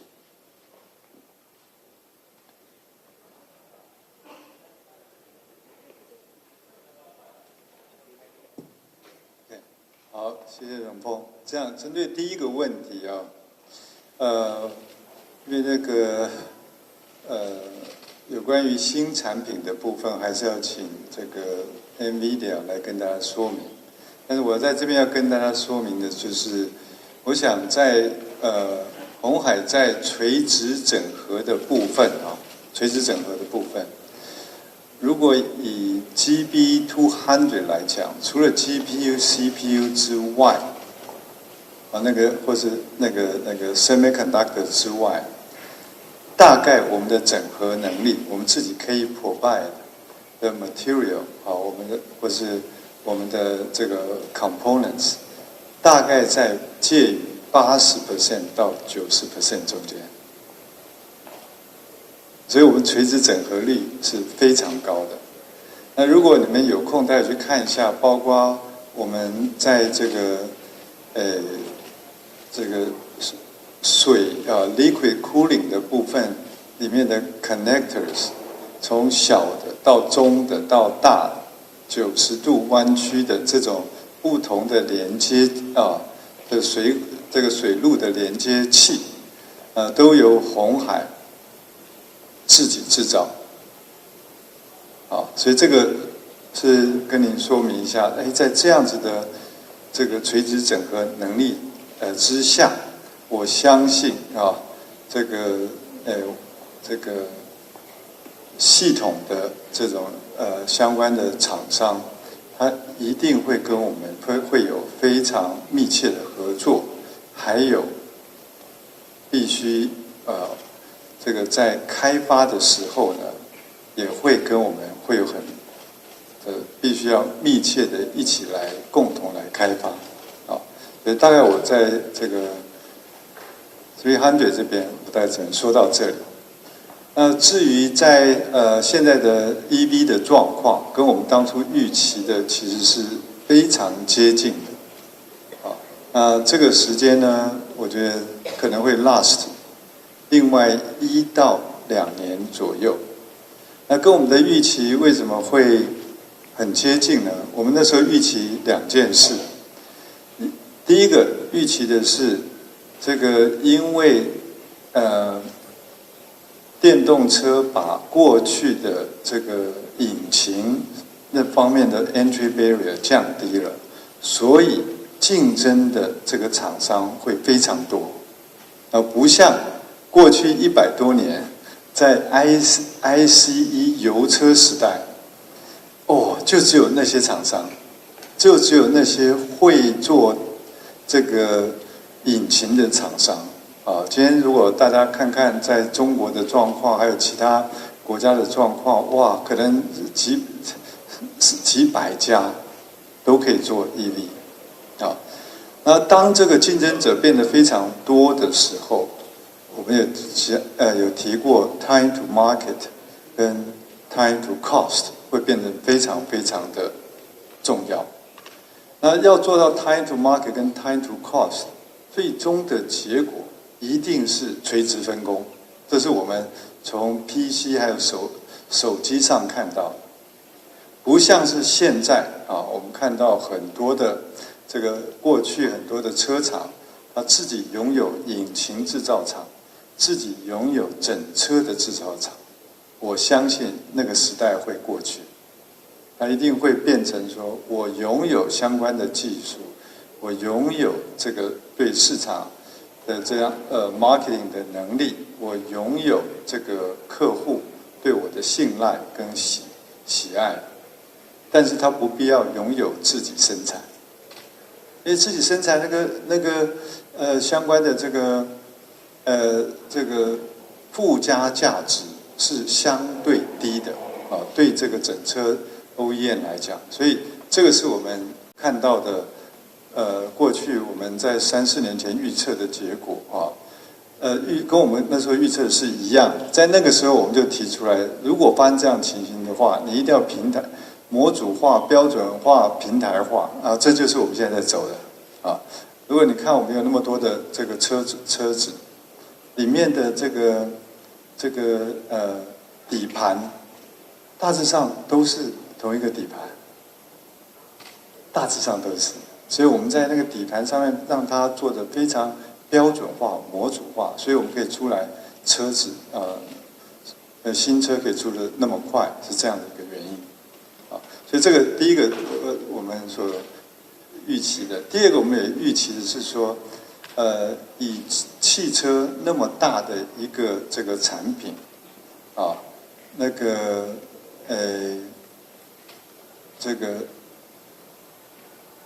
Regional manufacturing 是绝对是一个方向，它一定是会这个或是在当地区制造，或是在当地国家制造，所以我们也在这方面提前布局了好几个国家。所以刚刚提到或是有 tariff 或是那些东西，那些这个关税的壁垒，对于我们如果在当地制造的话，这只有好处，没有坏处。所以对我们来讲，其实跟我们预测的差不多。那我们觉得这个方向是正确的，那我们会持续朝这个方向来推动。好，女士。董事长你好，我是Nikkei Asia 的 Lolly。想要请问一下，因为刚刚其实在台上的时候 ，Benjamin 有提到说，就是鸿海现在正在进行地球上最大的一个for GB200 的一个 facility， 但是他说他不方便说是在哪里。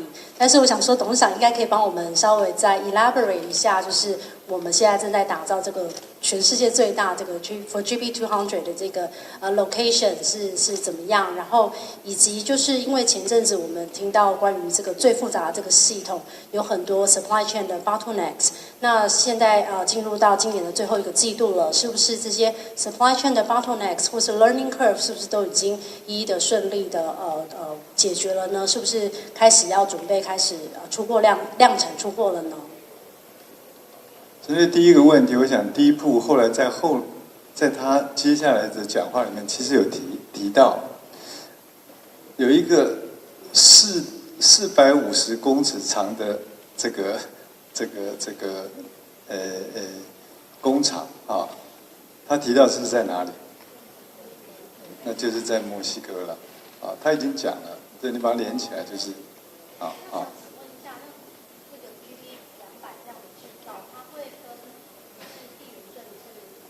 会有些关系吗？在 location 或是在一些capacity 的 expansion 的时候，会需要考量这样子的地缘政治的风险吗？这个部分我也觉得未来在 server 上面的制造你有听过 sovereignty AI？ 那我也再提出来一个 sovereignty 的 server。那什么意思？就是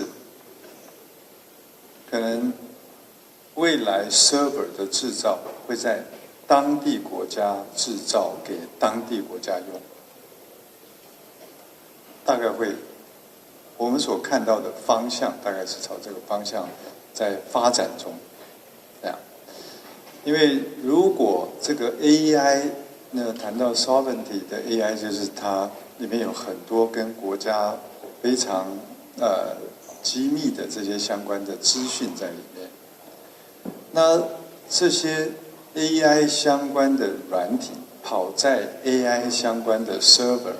那个 server 那个 hardware 它是不是也变得非常非常机密，也要确认它的 security。所以我觉得这两个这会是未来的方向，好不好？好，第二个问题呢？supply chain bottleneck 是这样，就是刚我提到鸿海大概在垂直整合里面，才是现在你看到。这个 server 供应商里面最完整的，所以对鸿海来讲，这个供应链的问题大致上就是我们自己的问题，那我们自己可以 control。那当然除了那些 IC components 之外啦，其实大部分都是我们自己可以努力的。那所以当大家都在谈供应链有问题的时候。我们并没有太大的感觉，好，这个跟你也说明一下。好，下一位。好，那欢迎。董事长好，金周刊刘焕彦，请教董事长一个问题，就是我们今年第一季的法说，还有今年鸿华先进的股东会，您都有提到我们今年对于日本潜在客户的一些进度。那想请问董事长，就是我们电动车这一块在针对日本市场，那我们接下来大概会有看到什么样的可能预期的一些成果？因为上半年有提到过，下半年可能会发表一些东西，所以我们看到日本市场的机会，还有我们的策略大概是你们请董事长说明一下哦。然后我会让我们 Seki さん来回答这个问题然后。And actually, I have one more question for Mr. Seki.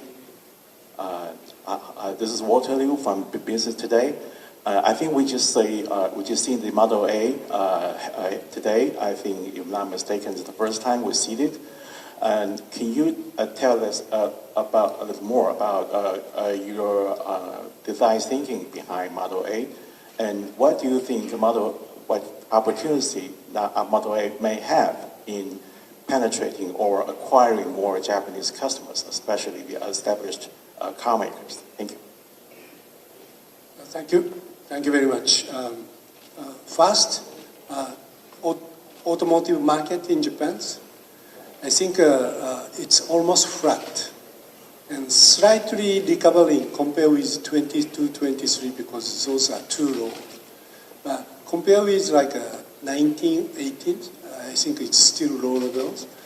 And then electrification is almost frozen. So we are very motivated to stimulate the Japan EV market. That's a Japan market. And then come back to your second question, Model A. Thank you very much for asking Model A. Model A, this is like between B and C segment MPVs. And then we are using a Model B platforms. So when we say B segment, vehicle width is very large. And then we determined to move ahead for this car like May. So we brought that car by 4 months. By the way, Model U, we determined go ahead in February. So Foxconn brought moving Model U by 7 months. Very, very fast. But, we have a value to bring those in this conference very early because we don't do B2C. We are doing B2B. So we don't have so much sensitivity of freshness of model. Rather, we stick freshness of models and then keep our inside. I prefer to bring a public stage to bring a more customer want to use those cars. That's why we brought. And then we are, many people already knocking our door. They are interested in Model 8. The typical usage is family car. And then currently what we brought is 2-row. We are going to extend length to put the 3rd rows. And then, one of the characteristics of that car is we can make some height change without changing A-pillars. So we can use that car for taxis or last 1 mile deliveries. There are so many users, not only Japan, Taiwan, but also Southeast Asia. That's what we are looking for. By the way, some of you watched a video from Sharp. It's LDK Plus. That car is base Model A. We will extend that car, and then we want to provide, bring into some sharpness, sharp thick technology into that car, and then stimulate more in Japan market. 好，那下一位，老肖。董事长你好，我是经济日报军辉，想问一下，因为近期那个 N7有推那个长续航版，然后3天之内那个订单有达到1000张，反应相当不错。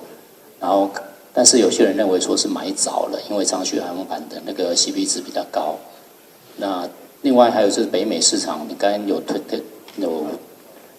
看到那个新的 Model 系出来，可以跟我们分享一下在北美市场明年的一些的目标，或者它的品牌客户在电动车方面。那还有一个就是在论坛上有个 Bill Gates 有个那个洁净能源，鸿海有一些合作，可以跟我们分享一下大约是什么样的方向或者内容吗？谢谢。好，那个针对于Model C 的长程版所大家的一些这不同的想法还有在这个美国项的新车的状况，这个呢，我要跟大家再重申一下，我们并不是传统车厂，我们做的是一个平台，是一个 reference design。好，那这个 reference design， 我的客户也就是车厂，就品牌车厂，他可以拿着我们的这个设计，完全不改就去贴他的牌子，这是一种方式。然后他也可以做一些小幅的修改，这是第二种方式。他也可以去做很大幅度的修改，但是不能去修改到底盘的部分。好，那这个是这3种不同的修改的模式。那我们看到，这个 Luxion 它就是第一个模式，就完全不动。好，那个北美的这个部分，它做了2层的修改，所以它长得不太一样。好，但是因为它用了我们大概这个7、8层现有的设计，所以它可以很快就出来。好，那这是北美的这个客户的情况。那至于说，只用底盘的这个来设计车子的这个客户是谁呢？就像是刚刚讲的 Model A， 或是 Sharp 它可以基于我们的底盘去做一个完全长相不一样的东西，啊，所以这就是我们 CDMS 啊，它 disruptive 的地方。那所以当你们去思考鸿海在做什么的时候，我们 announce 的都是一个 reference design。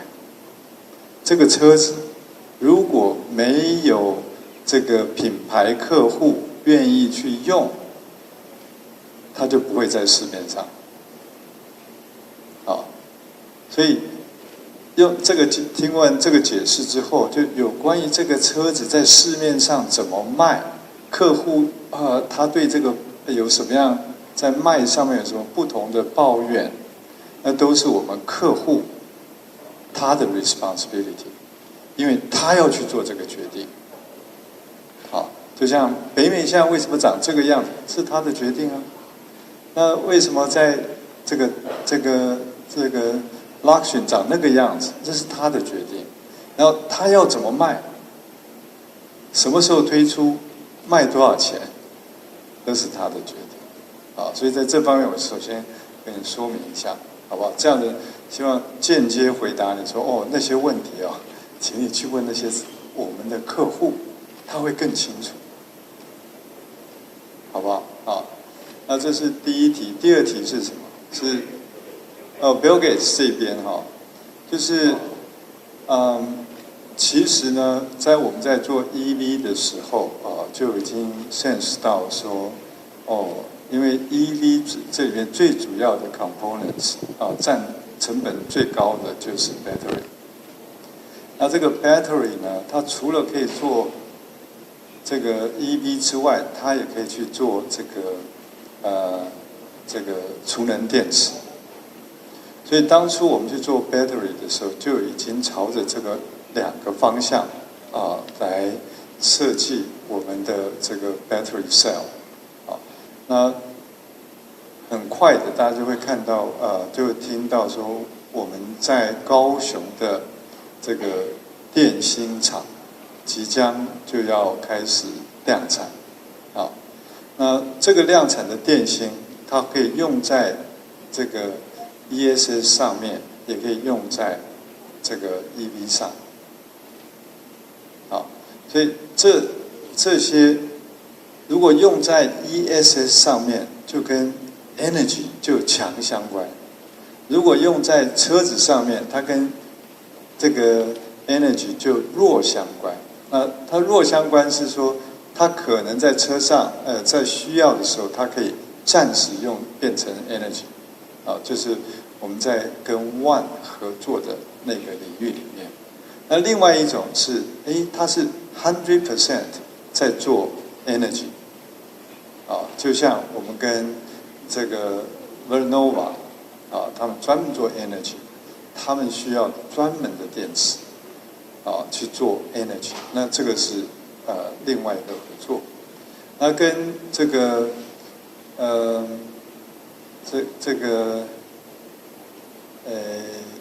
Bill Gates 的这个 venture 这边就是跟他们一起来合作，来推动如何这个 convert 到 new energy help 的这个 industry 去 convert 到 new energy。